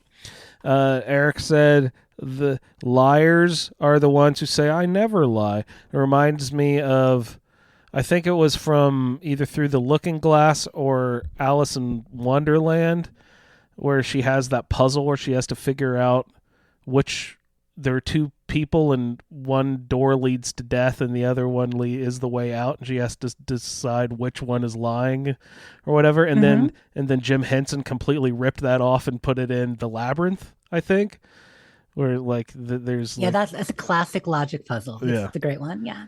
And I always forget what the answer is, but it's like you have to ask, if you were the other person, what would you tell me to do? And then do the opposite of what they say or something like that. I don't remember, but there's some answer to that, but that's awesome. Ivy is a brutal fight there. Glad you made out with, got the rifle and everything. Got that chain lightning rifle, right? Is that the first time that we see that rifle in the game, or is that wasn't introduced other? I'm pretty sure the Tesla rifle, the first time you see it is in there in Fallout 4. Is it in a previous game? It might be. There are some things that are in previous games, but that's definitely the first time in 4. Yeah, I'm not experienced in those earlier games. And people kept talking about how they're popping on that Tesla power armor into their loadout and their frames. Is that just like electrical damage resistance, energy damage resistance? Yeah, energy damage resistance. Nice. Good stuff. And he was talking about problems with quick saves. His save file getting too big. I don't know, but maybe that's playing a part in your crashing issues and stuff. It is good to keep those weaned down. It's been shown that over time having too many save files on a console can cause trouble there for sure. But I mean, with the mod we're using for quick saves, it'll only save the 3 for us anyway. Yeah, so we don't have permanent saves. Yeah, we only got the 3 and then the exit save, like I said in chat, and then the exit save is deleted as soon as you reload anyway. So it's really only the 3 that you have there, the quick save. So, all right, Suliore, thank you so much for your great feedback all season long. Looking forward to hearing what you get into with those nuke alerts, buddy. So good luck with them. Let's go ahead and check in with our good buddy Sully. What's up, Sully? Hello, Fallout Feed. Sully here with an update on the adventures of Stuart in the Wasteland. Her current level is 25. She's almost to level 26. Her strength is 7, perception is 4, endurance 5, charisma is 6, intelligence of 6, agility of 10, and luck of 4. Her perks are 3 points in locksmith, 1 in aqua girl, 1 in local leader, 1 in gun nut, 1 in gun fu, 2 in gunslinger, and 2 in the mysterious stranger. Her current settlements are Coastal Cottage, County Crossing, Covenant, Longfellow's Cabin, Starlight Drive-In, Red Rocket, Sanctuary, Taffington Boathouse, and Ten Pines Bluff. She is currently defending herself with a compensated powerful pipe pistol with 50 damage and an irradiated, calibrated, powerful sniper rifle with 55 damage and 50 radiation damage, and her mighty combat shotgun with 62 damage with 25% more damage perk. Her current armor consists of a chameleon metal left leg, a hunter's leather right arm, her insulated Vault 111 jumpsuit, a poisoner's synth left arm, a punishing resin synth chest piece, and a wastelander right leg, which gives her a combined total of 48 damage resistance, 25 poison resistance, 69 energy resistance, and 20 radiation resistance. This feedback is sponsored by Diamond City Softworks. You will hear a message from our sponsor at the end. So, picking up with her adventures, her and Nick headed out to the Nakano residence. They had made it there, spoke with the Nakanos, found out their daughter had run off, and they didn't have any idea where she was. After some investigating around the property, they figured out that she had headed north to Far Harbor, specifically looking for the synth sanctuary, as she thought she was possibly a synth. So Stuart and Nick head out on the ship borrowed from the Nakanos for Far Harbor. They arrive at the docks and they're greeted by Captain Avery, the impromptu leader of the area, and some prick named Alan Lee that's running his mouth about something that Stuart had no use for listening to him about. So after Avery calms him down and assures that Stuart is not a threat, they start to head inside when all of a sudden they hear one of the residents yelling about that the settlement is under attack. Stuart and Nick jump into action to lend a hand where they can. A group of survivors come running up to the gate and say there's something in the fog chasing them. About that time, a bunch of angry sizable salamanders and a couple of anglers proceed to attack the settlement. Nick and Stuart do their best to help hold off the invaders and manage to kill them all, but not after some heavy losses of the survivors. Thanked by Captain Avery for their attempted help in doing that, she gives them some information about where Sumi could have been. She said they think that she probably went to Acadia, but the only one that could help them get up there is a gentleman by the name of Old Longfellow. Stuart thanks her for the information and decides to chat up a couple of the other residents just to get a feel of the area and see what's going on. She ends up speaking with a couple of residents, the Mariner and Cassie Dalton, and picking up some side work from both of them. She tucks that in her back pocket and decides to stay on task for the moment. Goes and finds Old Longfellow, and he is a grumpy old man, but he said he could get them to Acadia, but it's going to cost her. He wants a bottle of whiskey. So she goes and procures the bottle of whiskey for him, and he agrees to set out. They head out towards Acadia. On the way through, they run into some trappers, which they are easily able to take out, and a few ghouls. And as they turn the corner to head further up the mountain, they get attacked by a couple gulpers, and the most formidable foe of them all, the picker-up truck bumper, which immediately kills Stuart upon contact. So after attempting all this again, she manages to steer clear of the vehicles. They take out the gulpers and the Mirelurk and continue on to Acadia. They fight a few more enemies along the way, but safely make it to the outskirts of Acadia, where old Longfellow expresses his interest in traveling with Stuart, said he would like to explore the island with her. She politely declines at this time, says that her and Nick have an important task to complete, but she will get with him in the future. He says no problem and gives her the coordinates of his cabin where he lives at. So Nick and Stuart go into Acadia, and they come up on the leader of the settlement, another synth by the name of Dima. Apparently, Dima and Nick have some history, because Dima automatically recognizes Nick, but Nick cannot recall anything of it. So they have a little bit of a conversation, and then Nick, overwhelmed with all this new information, says he needs time to process. So him and Stuart go head off to speak with Kasumi. They find Kasumi, and she says yes, that she didn't think she belonged at home anymore, and she has a suspicion that she is a synth. What she's not sure. So she gives some information to Stuart about Dima. She has a sneaking suspicion that he's hiding something. So they set up and eavesdrop on a conversation, which just adds more questions to what he's talking about and what he's hiding. Apparently he's got some memories locked away in a submarine that is a base for the children of Adam. So with this new information, Stuart goes to Kasumi and tells her that she's going to have to go and see if she can infiltrate this compound of the children of Adam to get an access to the memories to figure out exactly what is going on and what Dima is not telling them. So Stuart heads out for the nucleus, the base of the children of Adam. As she comes up to the entrance, she finds one of the guards in power armor having an argument with two of the children. Apparently there's some dishonesty and disloyalty or something going on. And during the midst of the argument, one of the children turns around and just blasts the other one and kills him dead. Stuart is appalled by this action, but chooses not to say anything at the moment because she needs to stay on task to gain entry. The figure in the power armor tells her that she just can't walk in and she has to be deemed worthy by Adam.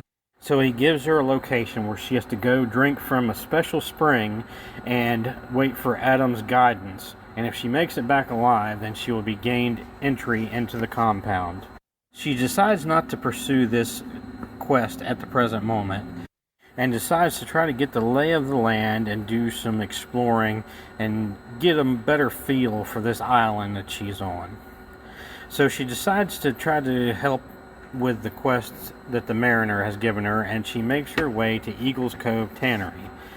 She kills all the ghouls and the ghoul reavers and such on the outside of the tannery, goes around back, and there's a ship that has some more in it.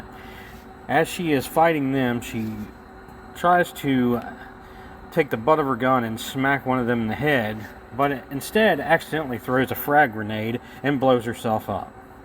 So as she comes back for a second round, she is able to take out all the ghouls and clear everything without dying. So she goes to go into the interior of the tannery to retrieve these tools, and is immediately overrun with more ghouls down there, more than she can handle, and ends up dying. So she decides to head back to Far Harbor to restock because she is dangerously low on ammunition and healing items. Her and Nick take off and head back to Far Harbor, restock, and as they come out, they run into a frantic Miss Nanny bot named Pearl, who is talking about somebody being murdered, as if they didn't have enough casework going on at the moment, but they decide to go ahead and help this nanny and take this case. So their destination is a Cliff's Edge Hotel, which Stuart has already had a short exploration of that area as she walked by it on the way back to Far Harbor. She had already killed some of the ghouls on the outskirts of the building, so hopefully it'll be a little easier as they go in. Well, they go up to the Cliff's Edge Hotel, kill the remainder of the ghouls on the bottom floor, start heading up the steps due to the elevators being out of service. The Miss Nanny's going on about the residents not associating with the riffraff downstairs. As they proceed to the second floor, they kill a couple ghouls on the way up the staircase, and then come into a big open area and get into a firefight with 4 or 5 more ghouls. They end up finding a dead trapper that had been scoping out the area, which apparently didn't last very long. Collect some supplies and a note from him, and head upstairs on the landing, kill a couple more ghouls, and on into the other part of the building. Well, as they are coming through the stairwell, she snipes some ghouls in the hallway and goes out to loot and to see if there's anything else going on, when along comes a glowing one and resurrects all the ghouls that she had just killed, and Stuart is stuck in the middle of a ghoul circle. I forgot they did that. Frantically trying to escape the predicament she finds herself in, it is all at a loss because she ends up dying to the overwhelming horde. So on her next attempt, she implements a little different strategy. She snipes a couple of the ghouls from the doorway, and when the glowing one comes around the corner, she immediately throws 2 or 3 frag grenades out there to take down the glowing one as fast as possible before he can resurrect any of his friends. There is still one withered ghoul hiding somewhere which she has not found yet, but that is where she's going to have to leave off for today. Thank you, and see you in the wasteland.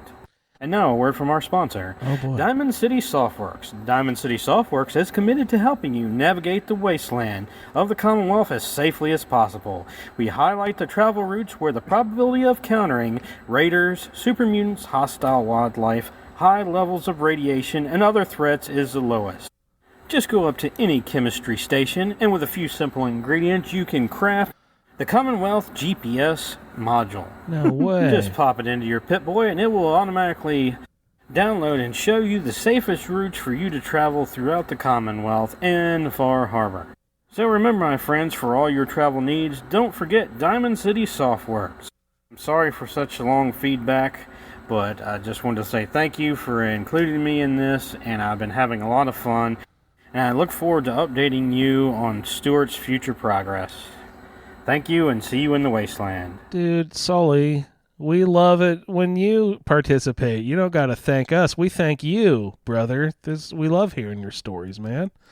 I know Jess is giving some catching up to do too. So yeah, and I know awesome. I know Jess is giving you a hard that was time. Really just 2 6-minute feedbacks. Perfect. Yeah, that's it. That was amazing. I know Jess is giving you a hard time about how you're easier to understand backward, but she's just being mean. she's you just know, it's a little easier. No, that was awesome, Sullivan. And this was also a hard recording too. As Sullivan's mentioned before, that sometimes feedback can be a real pain because the way his phone's set up, like any interruptions, like calls come in, everything is interrupting him while he's trying to do feedback. So that was a good long one. Must be nice to be popular. No one ever calls me. So Diamond City Softworks, is that like another name for Vans? It's like Vans plus clairvoyance from Skyrim plus something that avoids hard stuff. It sounds amazing. That's like, wow, that's like Vans Plus or something. It's excellent that it shows you the path of least resistance. You know what I mean? Like without all the baddies and stuff. That's really cool. Yeah. I like that. And it's such a trouble-free travel that it's almost like you just disappear from one spot and appear in another. Yeah, it's almost like just like a fast trip. It's amazing. That's fantastic. It's I forgot that glowing ones did that. I don't know if I just haven't seen it that's in a the while. Worst. They're evil. I forgot that they did that. That's hilarious. I mean, not for you. That sucks for you, but They don't have time in 76. Yeah, it's definitely different. Do they do that in 76 too? No, they don't. No. Not at all? Okay. He mentioned... I don't think. They go down so fast, I guess you wouldn't really know. But that'd be fun in... what's the one with all the ghouls that event that we always go to for XP? With the you mind Rad Rumble? Yeah, Rad Rumble. If they were Rumble, bringing each other alive, that'd be fucking sweet. Yeah. He mentioned all the ghouls. I thought it was funny because when I ran past the hotel, I also went through and cleared out like the couple of levels of ghouls before I went up the mountain. And when I went back to do that quest, the murder mystery quest in the basement, I was like, aha, well, I've already defeated all those ghouls, and since we're in survival mode, things stay dead longer. The areas don't refresh as much. But for some reason, I went in there thinking, oh, I already killed everything in here, so I'll just run back in after I do that other quest, and I finish the other quest. Oh, let's go back to the hotel and do the murder mystery thing. Oh, we can just run right down because we've already taken out all the ghouls everywhere. I step in, and just think, oh, I just can run, and then bam, I got killed by ghouls immediately and had to reload, and it was like an hour's worth of playthrough that I hadn't saved, and I was like, fuck, I thought they were all dead, but I don't know what I did, but I guess they respawned faster, at least in that location, than I was used to, because usually in the survival mode things stay dead a little bit longer and they don't refresh quite as quickly. One thing he did mention is going into the submarine, the nucleus. He mentioned that there was a Children of Adam and power armor. Is that right? I thought that they would hate power armor because it would prevent you from getting your rads. He might have meant the Grand Zealot in his marine armor. Yeah, marine armor. Okay, because it looks a lot like power armor. Okay, I was like, what? I think they would have a problem with that. I don't think that you would really like the power armor being a Children of Adam. And he was talking about the Dima and Nick conversations. That Dima remembers Nick, but Nick doesn't remember Dima. Right. What happened there? I forget. Well, part of that is because of what Nick went through, but also he only has limited memory. Thing. You're looking at Dima has all the enhancements, the diodes and the tubes and the backup memory banks, and even then he shed some to store elsewhere. So as we know, think about it. Nick is over 100 years old, so when he kind of talks about recall with memory, at the beginning there with Kenji. And that adventure, the game's hinting at the fact that, Nick's memory is limited, like anyone's would be. It fades in time, but like physical, actual limitations for him. Well, also, he's had his personality dismantled and been replaced with a whole nother person's memories. A couple times. Right, yeah. And the experiment with Dima was to allow him to just develop it himself. Right. Okay, that makes sense. And then Nick was given the specific... personality. I think they even said he had a couple, right? Like the Nick Valentine one that he's lived with forever and who he is now. Yeah. That's really interesting. Also, just a quick aside, the regenerating mutation in 76 now, one of the newer mutations they brought on, does the exact same thing. When there's a cluster of enemies near regenerating, it heals them. Oh my goodness. That's not a good... They always play, oh, come on, double mutations weekend, guys, get excited. No. No. Yeah. I was in regenerating test your metal by myself the other day, and it was not pretty. Not fun. No. That's bad stuff. Oh, you slept 935 hours. I did a little research on Suliore's feedback. Yes. He had talked about how he had trouble at first with Ivy. And her Tesla power armor, which has... Yeah. And I checked, he confirmed he was using Righteous Authority. Which is an energy weapon. And so her power armor was negating his energy weapons shots.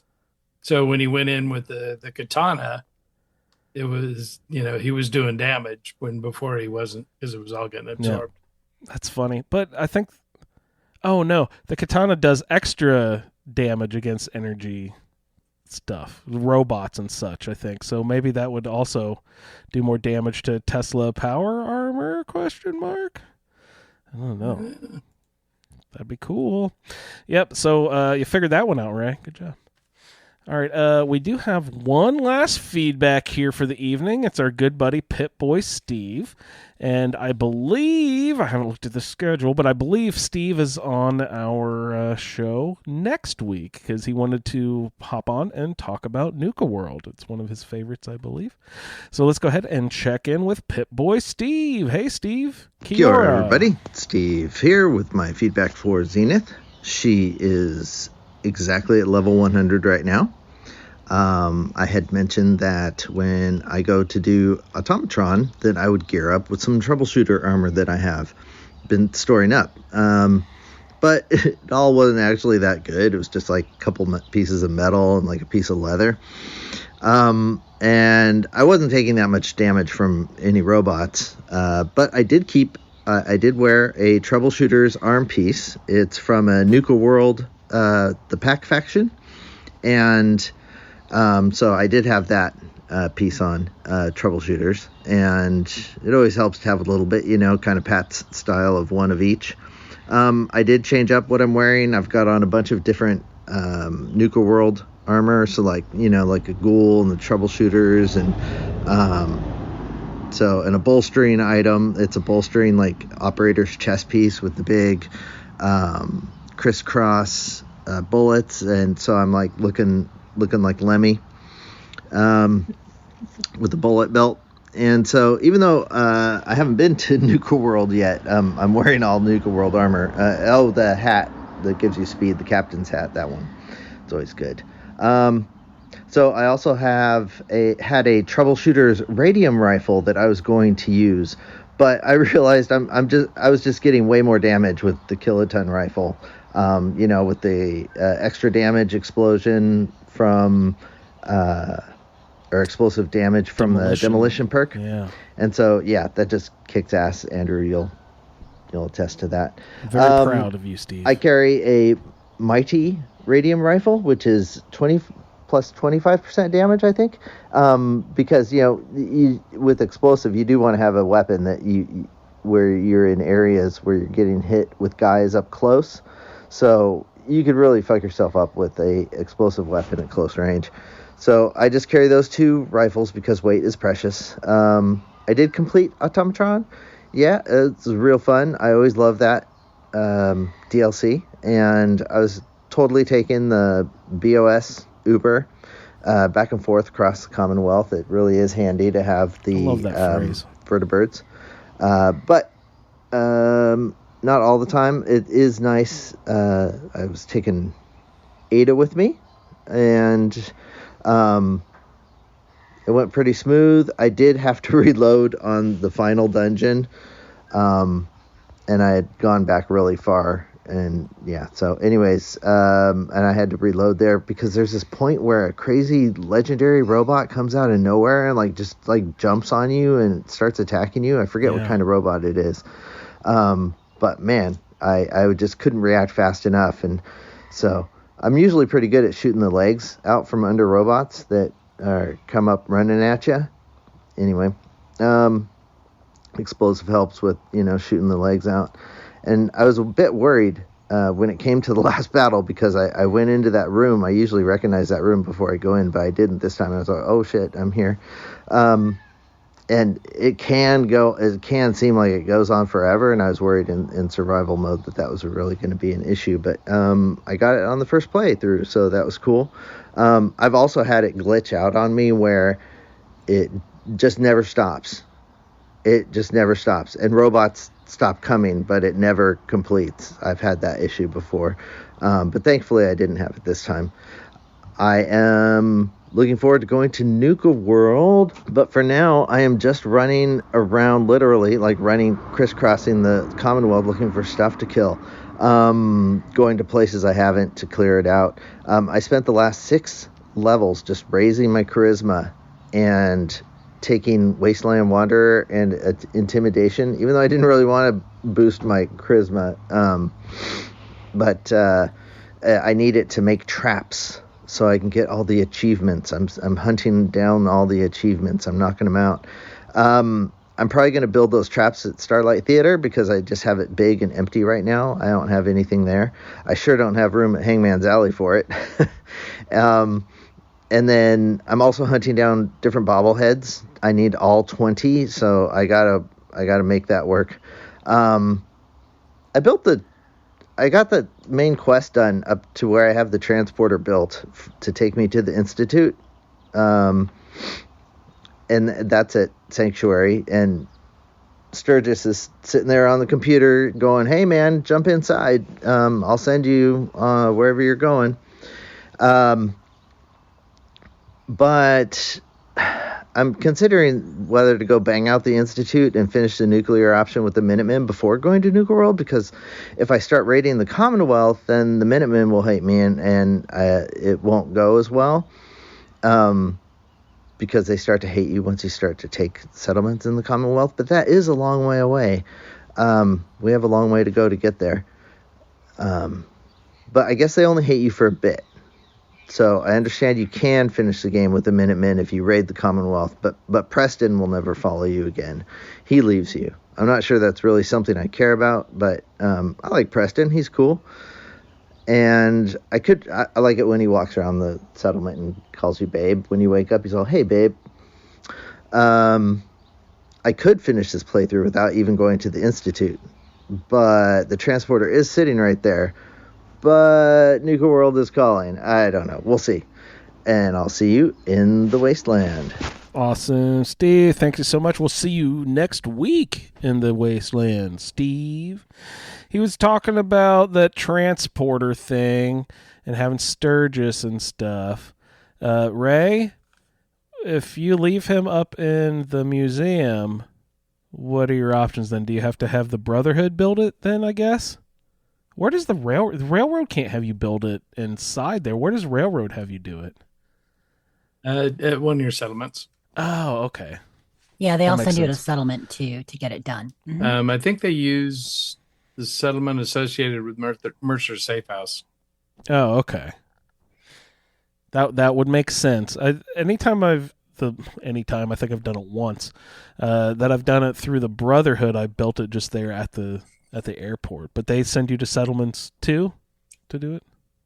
No, Yeah. they make you do it in the airport, don't they? Well, Do they make you do it at the no, airport? When I did it last time, when I did my last Brotherhood playthrough, I actually had Maxon and a couple of Brotherhood at Sanctuary. They came to visit and see me off and No give me way. instructions on how to proceed. Yep. Oh, And I Sturgis was just sitting did there. it in the airport this time. Sturgis is sitting there with his arms crossed, tapping his toe. What is Yeah. that guy doing here? Still talk to Sturgis to help build it, but ultimately, yep, we did it for the Brotherhood way, launching it with them. Wow, And that's they crazy. showed up.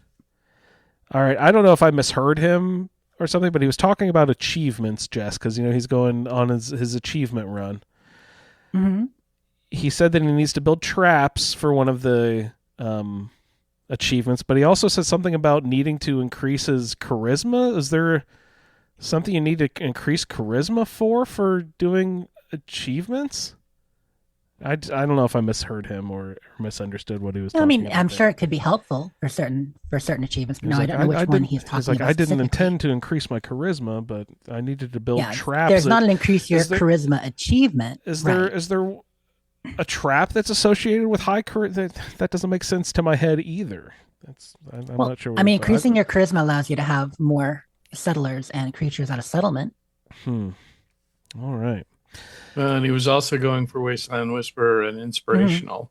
Exactly. Or no, what was the other one? The opposite of Intimidation. inspirational. There, intimidation. When There you he go. is here next week, we can pull up his achievement chart because I do not have his achievement Oh, chart that's a pulled up good right now. idea. And we can take a look at what's missing, what he Yes. got recently, and what's yet to come. Let's talk about achievements next week. That's fun. Let's turn off all of our mods and everyone go on an achievement run. You know what? That's a goddamn good round table, you guys. Let's do an achievement round table. Turn off all these dang mods. Oh, and one last point from Steve here. Catherine, if you're listening, Steve chimed in and said about your game that you brought last week, Catherine, that was a really fun game to listen to. So another kudos on your game from last week, Catherine, from Pip-Boy Steve. He enjoyed listening to that. Yeah, but in the Facebook group, Will threw down the gauntlet a little bit. He's like, oh, really? You're coming for me. You're coming for my job. Coming for my job, he says, like Will's got the job cornered. Mr. Fan Favorite over there thinks he's Mr. Big Stuff with his games and everything. I'm not coming for anybody's job. You've already won all the jobs. Plenty of jobs to go around. Yep. All right. Thank you, Pip-Boy Steve. Looking forward to hearing from you next week, sir. So that concludes all of our feedback for this week. Hope everyone enjoyed Automatron and got your full dose of robots. Is anybody running off and doing any of the Mechanist, what are those quests called? The Radiant quest, her go kill this band of robots. Rogue robots, yes. Any big benefit for doing that over and over and over again? If you have completed Automatron, then you said that you already have all of the robot pieces learned. So Yep. what was there any big benefit other than XP or something? Just XP and quest number completed goes up. Legendary, much. maybe some legendary drops Fusion or something. cores. Yeah, Fusion and cores. if you're trying to achieve the most deaths in a playthrough, I Yeah. accidentally did one because my brotherhood Uber dropped me off right in front of a sentry bot. Just happened to And be it the happened. one. I killed it, and it happened to be the one, and I was like, "Oh, XP, sweet." Nice. yeah, Good Yeah. deal. yeah, I did one because it was right outside Hangman's Alley. Beautiful. Yeah, there's a spawn point for robots there, I've noticed. Yeah, Good There Lord, sure that is. sucks, man. Yeah, Hey, that's where Jen. the brotherhood drops me. Oh, I didn't tell you. I was trying to get it to drop me off at, I think it was the Robco building. Mhm. Right. I was trying to get, and then so you can hit X on PlayStation to land, but it couldn't find anywhere to land. It landed me in the middle of Swan's Pond. Oh, no. What? I have not killed Swan. I was in sneak, and I'm looking at Swan, backing up nowhere and near. walking with my back along the. It couldn't find anywhere clear, I guess, or I hit it too soon. I don't know, but I backpedaled so fast out of there Oh, my because God. I'm in the. Swan is Swan, and I'm just letting Swan live his best Swan life. Yeah, I'm not let going to him- bother. Leave him be. So you basically Hunting him. you swanned off. I swanned off. Yeah, I paddled my Wow. way out of there. You can tell Hey, the Jen. Brotherhood is... Mm. Oh, sorry, go ahead. Oh, I just want to know, why do the Brotherhood have the highest Uber ratings of any Commonwealth Uber? Because they are the only Commonwealth Uber that you can Well- just call up. Yes, but also because all their vehicles are air ride.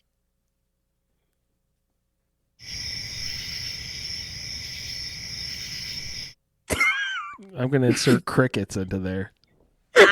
Please.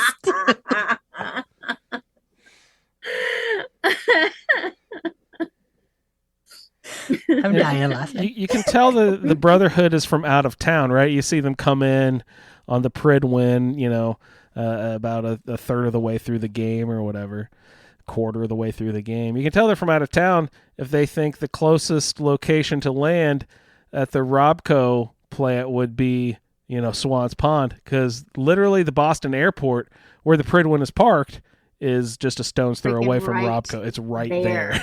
It's right there. I know. And they literally dropped have me in- landing pads and everything you would need to land a Ah. damn vertibird. It was like slow motion, right? Like I can see it, and I'm like, oh my God, there's a clearing. I wonder if it's gonna. Why are we going down? Why are we going backward? Oh What's my up? gosh. Oh no. Are we gonna land in the? It's probably gonna land me off to the side. Oh no. Right in the middle, right beside that gazebo. yeah. Mm-hmm. Ouch. Will they ever Yeah. land you on top of a building if the building's large enough? Or is it always on the ground? It's always on the ground, and it's always in an inconvenient spot like this if you in an intersection. Um, you know, like regular Uber. They'll Like, just like yeah, let just you drop off you off in the in the- middle of the street. There Or you go. like, you know, when they come to get you, they'll pull over across like a On the other you side know, of a 4-lane highway. across the road and then just wait for you, or you know. Someone If- should if- connect that with a randomizer mod. You know how some of like the TARDIS one people are talking about puts you out random locations. Like should be a Brotherhood air ride, sorry, Uber, that just puts you up and like will drop you like wherever it wants. That would be kind of hilarious. Oh my gosh. Or if you're It's- wearing power armor, can you just jump out? Oh yeah. Does that work? Or do they lock I you don't in like know. that? Piper's fallen out before, but she wasn't. Even when she was in power armor, I still had to go She's back and stem fallen her. You know, out. Whoops, sorry, Piper. Piper's just the worst at staying in. She's all about the Four That's- times at the that's freaking airport, hilarious. she fell out, and then I just gave up. I was That is like, really funny. That's really cool. Yeah. All right, well, that was our feedback section, and we've played a game tonight. That just means we've got some iguana bits and shouts. Jess, what do we have in the way of news for this week? We've got a whole lot, but a lot of them are just kind of headlines, quick conversations. First up, I want to mention that next week, for those playing along, we are heading to Nuka World. What quests those are specifically is a magical kingdom, all aboard, taken for a ride, and an ambitious plan. So that's basically get there and find the train station, go through the gauntlet, and then meet with Gage and check out the main center. So you don't need to do any of the actual kingdom areas. You just need to get into Nuka World, explore that central area, and talk to Gage. Start Just so But finding you you also know have to talk which to each game- of the leaders of the groups. Yes, Oh, that's do that's you? part of the whole thing. Yep. Okay. Just but in the central area, you don't have to go to any of the outlying Yeah. park areas. That's fun. So Iguana Bits. Coming up, we got an exciting announcement today. Surprise 2XP. That was just announced. It wasn't on the calendar, just announced for QuakeCon weekend, which leads me into QuakeCon is next weekend, y'all. Woohoo! August 10th to 13th. But this year, it's funny. So there's not going to be as much for us, although some news and information may come out of it. So this will be the first in-person QuakeCon in 3 years. They are doing the classic bring your own computer section with the LAN party and some on-location events, but it is only the bring your own computer this year. There is not general admission. There's not like a large show floor and events happening. There's going to be specific events for people attending in the LAN party section. So it's going to be smaller, but in person. There should still be some news and interesting stuff out of it, and they will still be streaming some of the events on Twitch, but it's not as virtual as it has been the last couple of years. Where does QuakeCon take place? Is that in Bethesda, Maryland, or is that in Los Angeles or something? It's Where is actually it? in Texas. Yeah, because Texas. QuakeCon was, from id Software originally, dealing with Quake and Doom. Mhm. And I think it's at, let me see, it's at, I think the, yeah, Texas. I don't have the exact city, but Sweet. also looking at the calendar coming up, what do we have? Well, after QuakeCon and Double XP, not a whole lot. Not a whole lot till Meat Week starts, end of the month. And oh yeah, little game called Starfield coming Oh out. yeah. Have, Speaking of, you're talking about Meat Week. Have any of you saw the new Graham items? I've heard there's new Graham stuff, but I haven't tried to track him down at all. No, No, one? not No? yet. Have his new items been loaded yet, or does that come with the new update? Has that already happened? that'll be with his update most likely. And no, oh wait, are you talking about the ones you can buy from him or the new Meat Yeah. Week rewards? Because there are two separate tiers. Oh, So are there? His new items are available now, and they have been since this last update, since the Okay. hot fix about 2 weeks now. So we do have those. But he will also have some new rewards for Meat Week, and those will be Oh, available nice. with the Meat Week update. Finally, a reason to go back to his cookouts. No, I was talking Exactly. about his new items now. Because Yeah, I those saw you can Eric get if you posting find about them. how to find, and then you mentioned last week on the show where you can Mm-hmm. find Graham walking around. I was just wondering if anybody has tried to get his new plans yet. But that's something I could work on. You've got the really cool multicolored disco balls. You've got some great tables. You've got the picnic tables, a number of things from him. So Cool. yeah, Graham has those plans, and there's going to be some new stuffies and a few things for Meat Week. That'll be awesome. Nice. So, talking about countdowns, we've got 4 days left of summer camp. We mentioned it early in the show, but if you are interested in getting your squirrel flare, your fancy uniform, whatever else the top reward is, which I'm forgetting suddenly, make sure you got it done in the next 4 days. Let's see. Yeah, what was the Sim top Settlements 2 Chapter 3 is out. I know Oh, some wow. people in chat right now are playing Sim Settlements 2 in their game. I know Ray has been, but you're not this time. Oh, no. I mean, you are for the mayors, but you're not playing the quest line, are you? No. Oh my Yeah, God. I'm just using the pieces. I just realized that means you had to go into the museum, Ray. God, you almost brushed elbows with Preston. You gotta be careful. No, I didn't have to go to the museum. I thought you had to go pick up the. Well, it's in Concord outside the museum. Oh, I thought that they were on the second floor in that office. No, they're in that little hardware store. Oh, They okay. used to okay. be. It used to be for Sim Settlements, you would pick up the beacons. Mhm. It was actually on the same floor that Preston is. Yeah. The last time I did it, which was years ago now, that's where you had to go to get at the little beacons to. Yeah, do the that's Sim now Settlements. it's in the hardware store Across the way. that you often hide in to shoot The death claw. with the big lizard thing. Death claw. The Jackson chameleon, Ray. Come on. The big lizard thing, as they're officially known. Steve in chat Godzilla. mentioned Sim Settlements 2 Chapter 3 is exciting news. Such a great mod. Yeah, so Kingath and the team got that out. It is only on PC and Xbox, but this is the story mode. Oh.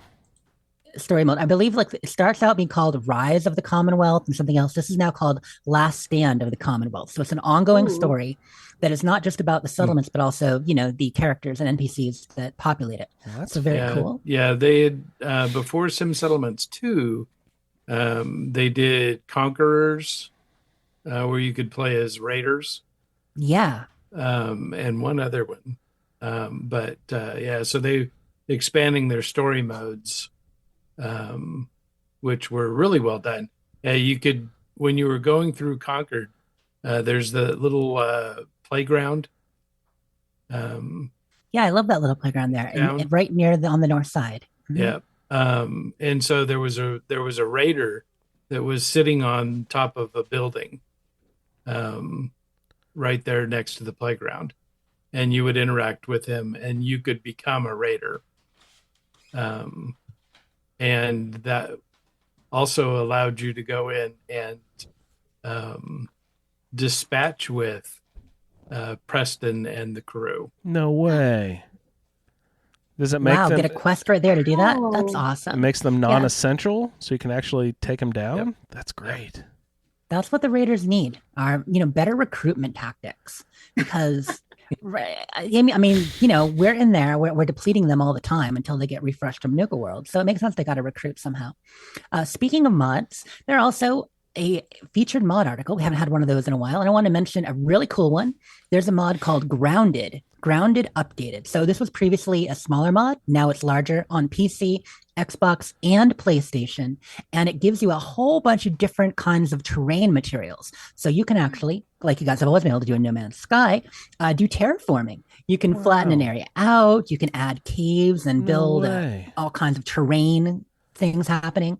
So yeah, check out Grounded. It is a very cool mod, and I want to mention that one as well. That's fun. There was a blog article last week, and I don't think I mentioned it in last week's show. I think it came out just after the show. So it's an interview with Jamie Mallory, one of the producers over on Starfield. Jamie Mallory is better known as the Sandwich Pirate, Queen of the Sandwiches, and pretty excellent. She is a producer at Bethesda. So this is our interview about kind of her games career, how she got into games, and what she has done on previous games, and then what she does for Starfield. And why she likes sandwiches so much. Well, I mean, who doesn't, right? With a nice man, drizzle. Sandwiches are great. But yeah, so I wonder if she knew that was going to rocket her to the, internet Internet famousness. meme fame, being the sandwich lady. I In think the space, ones the that are space the sandwich best lady. when it happens is when, it's not really expected. She was just being herself, talking about her That's sandwiches and her hilarious. animal spaceships with the HMS Platypus. Honestly, the HMS Platypus spoke to me even more than the whole Yeah. sandwich pirate thing. That's pretty 'Cause brilliant. I'm very much down with Yeah. creative ships. Absolutely. So I would just recommend checking out that article if you're interested. There is some interesting info in there beyond like what she does in her role about the game. Talking a little bit about the shipbuilder. One of the things that she worked on for one of the strike teams she produced was for the shipbuilder system. So there's a bit there. She was asked about other exciting ships besides the platypus and what we saw there. And she mentions a giant sandwich. Hold on. Yeah, back to the What? sandwiches again. Let me see if I can What? find this in the article. It's a sandwich made of platypus meat. Yes, Oh. a colossal sandwich soaring through space, aptly named the Griller. The name itself strikes fear, but when you witness this mammoth sublet creation gracefully landing in a cutscene, because yes, your custom ships will be in cutscenes, or zipping across the cosmos, it's pure comedic gold. That's And amazing. she says it reminds me of the moments in games where you unlock outrageous pre-order outfits and then you're put into a serious scene.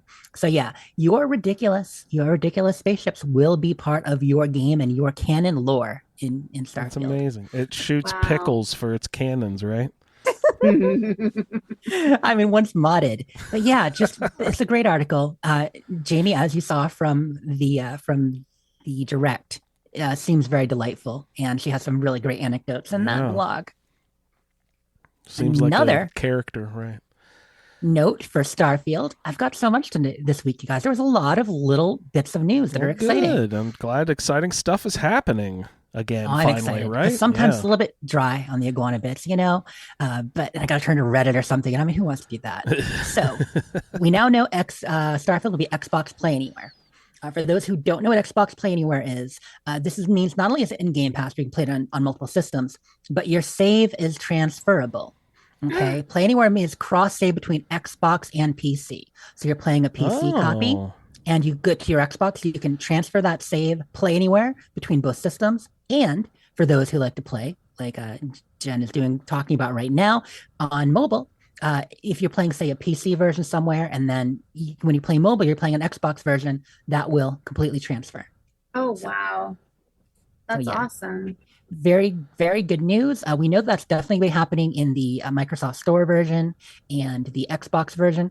Sometimes that happens with the Steam install or other install versions. I don't think it will for Starfield.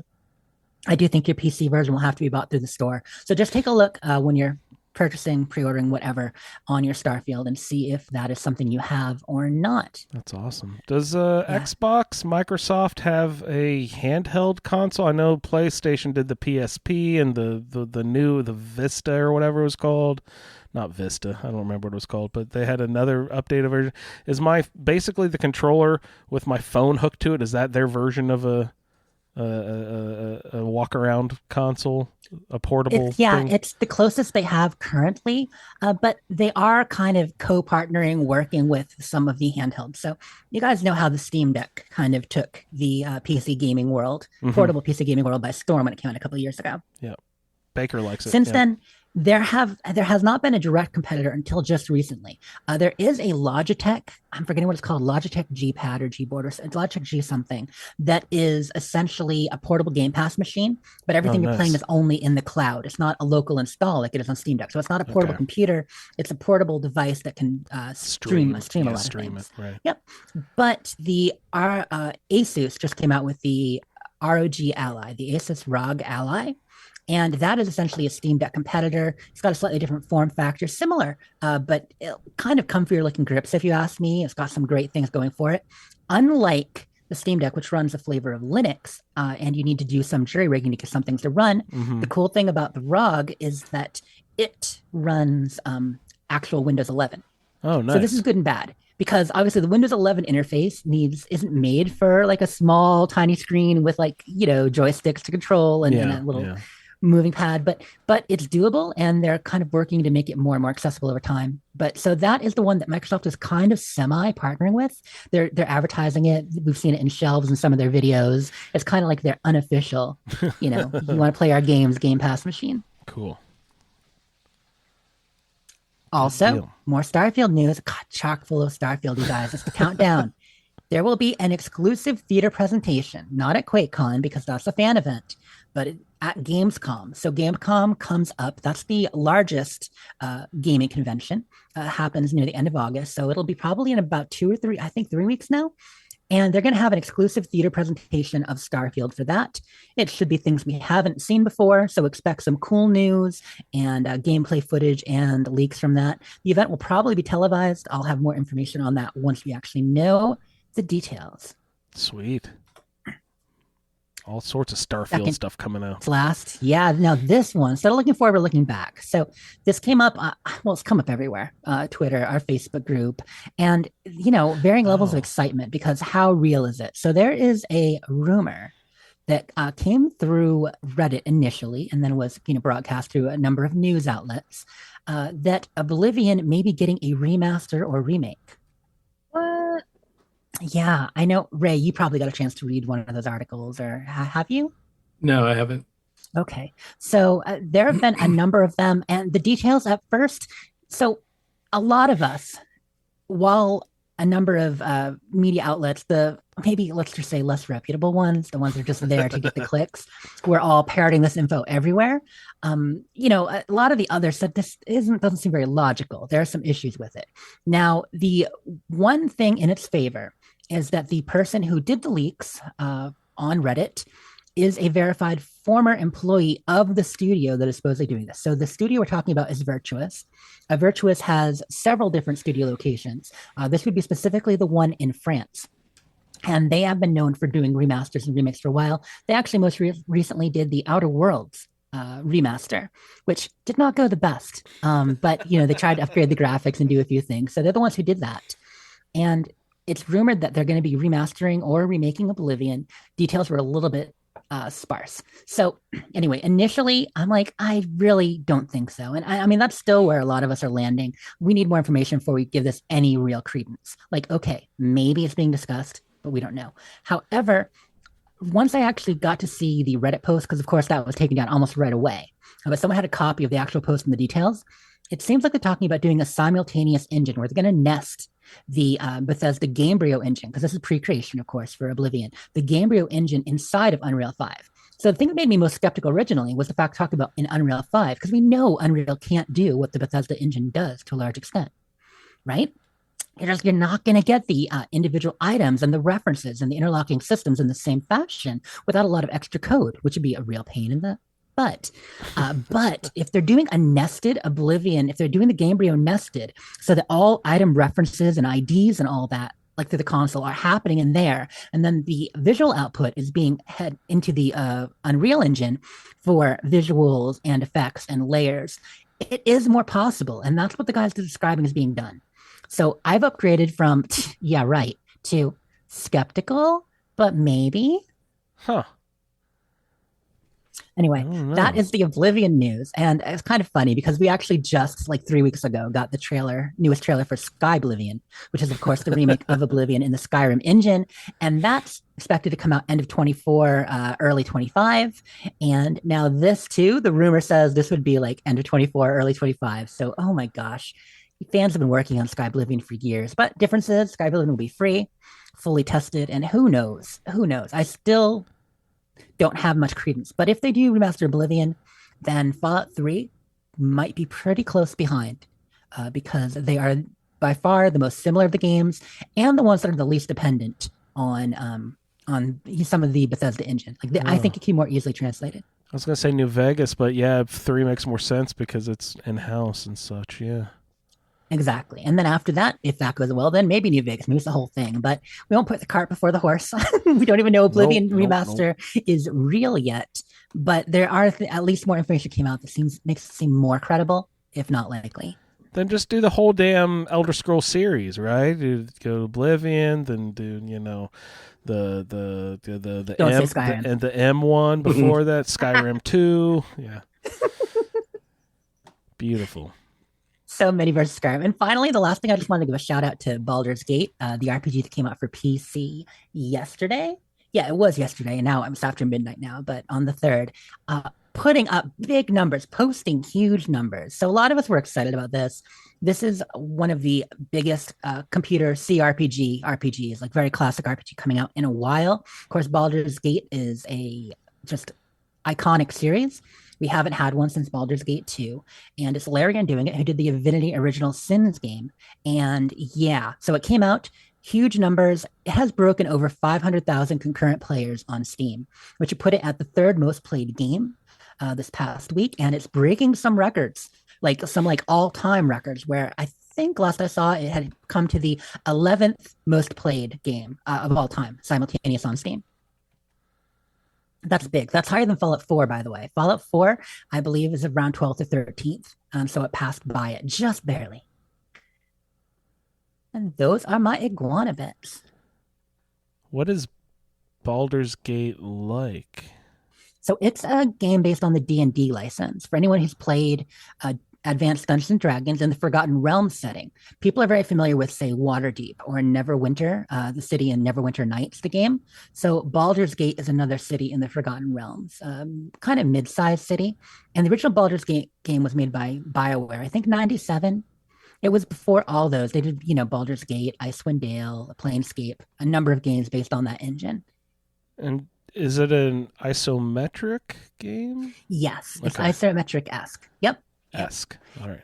It is isometric, but they do a little bit more like kind of swooping. There's like a lot of zoom ins and actual like cut scenes. And then like when you're interacting with players, it's a different perspective, a little bit more like your classic Fallout kind of conversation perspective. It's got a neat mix. But yeah, it's technically isometric for most of the game. It's difficult. Like I said, it's based on D&D rules, and it's a lot of fun. Now that you've gotten into isometric games, the Baldur's Gate series, I replayed probably like 2016, 2017 was the last time I played one. Really good. I just pulled up some images. It looks fucking awesome. Yeah. And the character creator is the best we have ever seen in a game, from what I can tell. Sweet. Just so detailed. Can you design your whole party, or you just go to one all that character? trouble and it just is just for the cutscenes? Yeah, mostly, but there's a lot of them. They revealed that they had over like 170 hours of cutscene footage. Now, of course, you're not going to see that in your playthrough, okay? But it's like all the different permutations of the way things could happen. Over 170 hours of recorded scenes. Like, that is incredible. When we were on the Dames, so Jen is aware of this, when we were on the Dame Stack with Shalene a couple weeks ago, we went and looked at the character creator there and just saw some of the permutations and just really, really cool stuff. That's great. Anybody piece those cutscenes together and make like a movie out of it? Because one thing I was that Mo was watching in his earlier YouTube days, he would just watch the cutscenes from like the Lego games put together, and I was like, kind of like, why would you watch that? And then I sat down and watched. I was like, it is like a little mini movie, basically. They just cut out all the action scenes that you do, but it tells you the whole like story, and you just sit down and watch an hour-long like little movie. It was like, oh, this is great. I'm glad people sat down and took the time to cut these scenes together. That's awesome. 173 of them might make a long movie, though. Good Lord. That would be really, really long. Yeah, but the Lego games are great for that. Like, especially the Lord of the Rings cutscenes. Yes. Like, yeah, so good. Yeah, well, in the early Star Wars games, they don't talk. It's just the guys going. Yeah, wasn't Lego The Hobbit or Lego Lord of the Rings the first one they did that had the actual movie dialogue in the background? I think That's cool. One of the two of them. The Hobbit, maybe? I don't remember. Cool. All right. What else we got? You got any more news? Was that all the news items? That was it for the bits. There were a lot of them. Iguana bits. Lots of good bits tonight. Good stuff. All right. Well, let's get into our shouts for tonight. It looks like we've got a few scorecations on the line here. I only have one right now. I was going to check our Xbox chat, some of the chat, see scorecation announcements, but we definitely need to shout out Dawn. Scorecation! And I didn't give myself one earlier, so here's for me. Scorecation! Oh, such a good day. Congratulations. Oh, thank you. I'll give myself another. Scorecation! Just feels good to bask Yeah, in man. bask in the scorecation. Just Well deserved. It means I can, rest my eyes on my lunch break instead of having to cram in a bunch of killing 10 super mutants with a shotgun or something. But, oh, just a little pressure release. Now you can play games for fun instead of as a job. Funny that. Yeah, exactly. All right, so congratulations, Dawn. Jess, one thing I'd like to shout out. Yeah. Before you move on is I think you organized a sale for your Threadless shop. Is that true? Oh, yeah. So we have semi-regular sales, but they're opt-in, and I opted in this one because, of course, Jesse, Captain Canuck, shout out to him for buying and showing off one of our Fallout Feed t-shirts. Here you go, Looking Jesse. great. Scorecation! He got a shout out. You mean like one of these gorgeous shirts like I'm wearing? Like Jen is wearing now? And Ray is wearing? Everyone's modeling their beautiful shirts. Do you want to be like Ray, Jen, and Jesse and others? You can buy a shirt right now at optimistic.threadless.com. Go to the ASA podcasting collection. And yeah, they're there. So by the way, I just want to say he inspired people. We had both Jared and Suliore jump on and also order t-shirts since he posted that picture. Beautiful. I need to replace my magnet that Will stole all those years ago. I can't believe he did that still. My goodness. God, he drove all the way to Indiana to steal a magnet off my car. Also, shout out while we're talking about Suliore. I got a chance to jump in on his show, Tapes from the Waste, this week. Oh, nice. And that was a lot of fun. We talked about the history of building in games. So they said, Jess, do you want to come on and talk about camps and camp building? I'm like, yeah, sure. And then we started doing notes. And I'm like, let's talk about the history of building in games going back to the 90s. So we got a little nerdy. It was a good time. Wow. So I'm on that. Check it out, Tapes from the Waste. I mean, we always push it because it's Suliore's show, but this was a fun one. I really enjoyed talking to them. That's great. Congratulations for being on there, Jess. Good job. Thanks. And wanted to mention also the Nukipedia Pipcast is still happening. That's Nukipedia's official podcast. And they might not have the download numbers of some of the other Fallout podcasts out there, but it is still going. A lot of people check it on YouTube, but it is available in a podcast feed. So, you know, if you're thinking, I could use some more Fallout, I really love what they're doing on the Nukipedia Pipcast. There's a lot of different segments. They hit some really cool lore bits. I just want to shout them out because they're out there they're working hard on it. And they've always been supportive of us, especially when we were playing Fallout 1. They were really excited of retweeting and stuff when we were doing Fallout 1 stuff. It was so great to have Agent C and some of the other guys like chiming in with a kind of feedback and ideas about how to tackle some things. Yeah. For sure. Yeah.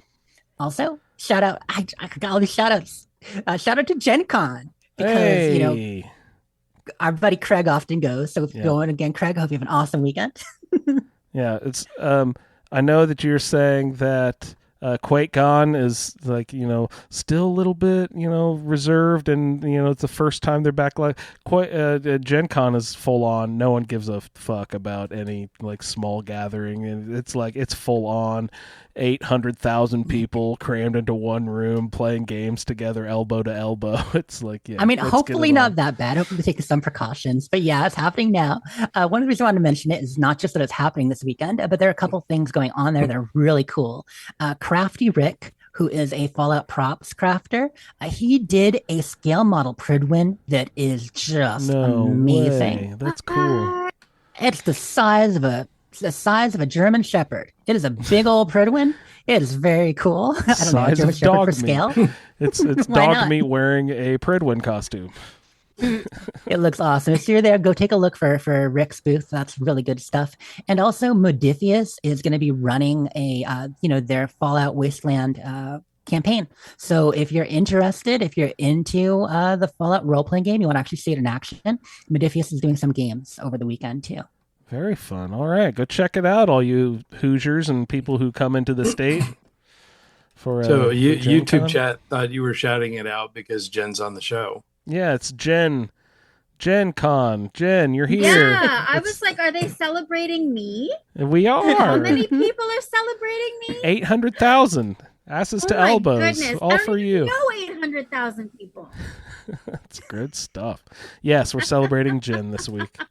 Yay! Go me. Go you. Here, wait. Scorecation! There you go. Yeah! You earned it. Thanks. And you got one last shout here, Jess? Right. Well, a day or two ago, Andrew, on the Fallout Feed account, you did shout out our Discord specifically and just reminded people, hey, Discord, we got one. You can has Discord, and a lot of people jumped in. Sometimes, we mention it and only one or two people come in or nobody, but this time we had like 8 or 9 people show up. So welcome new Discord members and friends, a few of them already chatting, and I really appreciate it.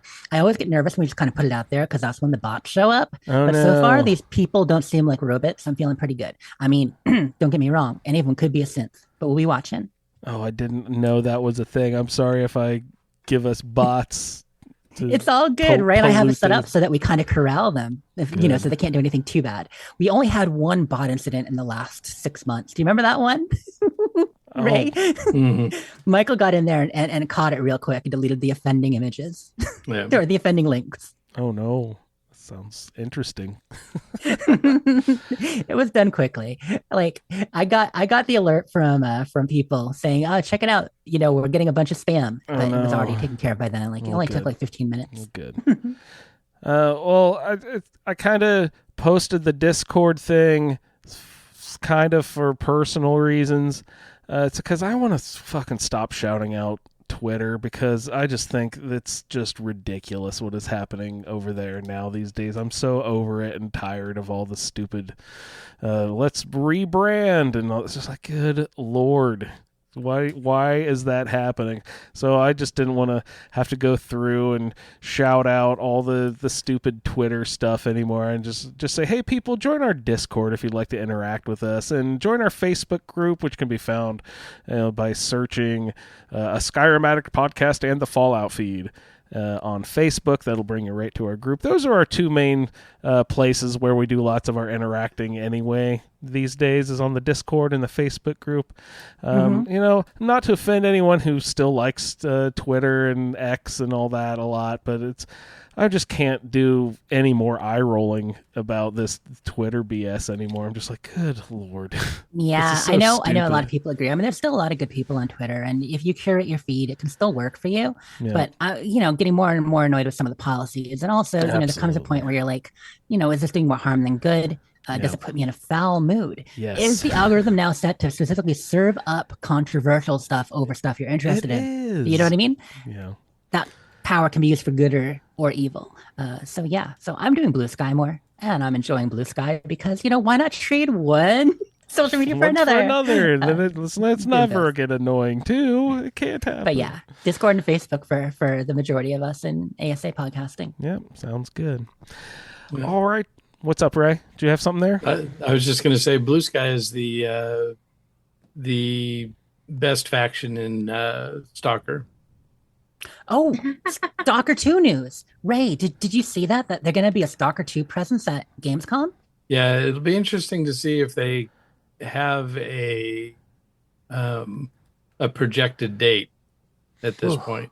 Was that your Pripyat game? Yeah. Is that what Stalker is? Nice. Yeah. Yeah, and it's a Ukrainian developer. Oh, right. And so you've said that they've before. Been a little distracted. Because of the war and all, right? Of course. Bombs and all that good stuff. Yeah. So, the game got delayed pretty significantly, but the fact that there's going to be news about it is pretty exciting. A good sign. That's great. Good for them. Hopefully we have a release date in 3 weeks or so. Perfect. After their presentation. We'll see. All right. Does anybody have anything else they would like to mention tonight on the show? In that case, I'd like everyone to please go listen to the Dames Who Game podcast featuring both Jen and Jess. You can find them. I'm not even going to shout out. Should I keep? Yes, go ahead. At Dames Who Game on Twitter if you'd like to find them, or search your podcatcher and go listen to the most recent episode. It was a Dame Stack, which is awesome. It's our friend show, Game Stack. It's when they bring all the dames who game on and they do a Dame Stack. It's cleverly named and an awesome podcast. So please go check that out. And you can find Jen over there on the Twitter as well. Tell us you have a store featuring all of your art and your products too. Jen, do you still have that up and running? Do. Tell us about that, do. please. I have a shop on Redbubble, and it's art by Pantagruelia. You can find the link on Instagram, art by Panta. There you go. Yeah, and also I have remnants of one on Twitter. But yeah, they're just stickers and socks and fun, mostly food related things. Oh, beautiful. Yum. Because I like to eat. And yeah, it's good fun stuff. So check it out. If you like dumplings, check it out. Art by Pantagruelia. And she is at Pantagruelia. Are you still on Twitter? Are you still hanging out over there? Not really. I hang out in Discord more. Discord, yeah. So I'm telling you guys. You can find me in the server at Jen/Pantagruelia in our little server. Yep. I am not always super active, but I do pop in, especially if someone mentions me and I get a notification. That really is the best place to find us, like we mentioned, Facebook group and the Discord there. So, Jen, thanks so much for hopping on tonight. It was so good to talk with you. It's been a little while. He does do another little podcast. Oh, we do another little podcast. Oh, and yes, really? I forgot to mention Ray and Jen. Jen is on a podcast with everyone. She's on a podcast with Jess and a podcast with Ray. She's on the No Man's Sky podcast with Ray and Baker, and it's called The Butcher, Baker, and Candlemaker in Space. She's the one who says, "Hi, space friends." So please go check it out. I do. And Andrew, I want to thank you for that amazing theme song that you wrote. I sing it all the time, and it's such a great theme song for the show. Well, thank you so much. Yeah, it's amazing. I love it. It was my pleasure to write it for you guys, and I'm so glad that you could make use of it. I always say, you don't have to use this, but I think Ray actually liked it, so I'm glad you guys could make some use of it. I love it. Awesome. Thanks so much for hopping on tonight, Jen. Great to speak with you. Thank you for having me. Jess can be found at SleepIs4T, but mainly in our Discord and the Facebook group. Jess, thanks so much for hopping on. Thanks. And Ray can be found at RayLB. The No Man's Sky Show is at BBCISSS for the Butcher, Baker, Candlemaker in Space. Thanks, Ray. In space. In space. I can be found, just in Discord and the Facebook group. I'm going to stop. I need to just cut it off, right? We got to recalibrate. We're going to recalibrate what we're, yep. The show can be found, also just in Discord. and. But you can find us out the Fallout feed, okay? All right. At the risk of driving this joke into the ground, I would like to thank everyone for downloading this edition of the Fallout feed, and we will see you in the wasteland. Thank you for downloading this episode of the Fallout Feed Roundtable. If you are interested in doing a play-along character with us, the show can be contacted by emailing falloutroundtable@gmail.com. For the Roundtable schedule, our Amazon link, and all other show information, please head on over to asapodcasting.com, where you will find the Fallout feed, a Skyrimatic podcast, our YouTube channel, the Chatterbox, as well as other content. Once again, thank you for downloading, and we'll see you in the wasteland. I like Preston. He's cool. Hey, babe, bang out. Oh, shit, I'm here. It just never stops. It just never stops. Stop coming never completes. Crisscrossing the Commonwealth looking for stuff to kill. And blows herself. She has a sneaking suspicion that he's hiding something. We're going to cleanse the land? Yeah, no. Play a game with hot dogs. You're just some other schmuck. When the first one blew, everybody was dead. Then the second one blew, and everybody's body went flying. And then the third one hit. I'm hitting the F key. She's shiny. She's red. She looks like a monkey. One more pop. You can bang him up pretty quick.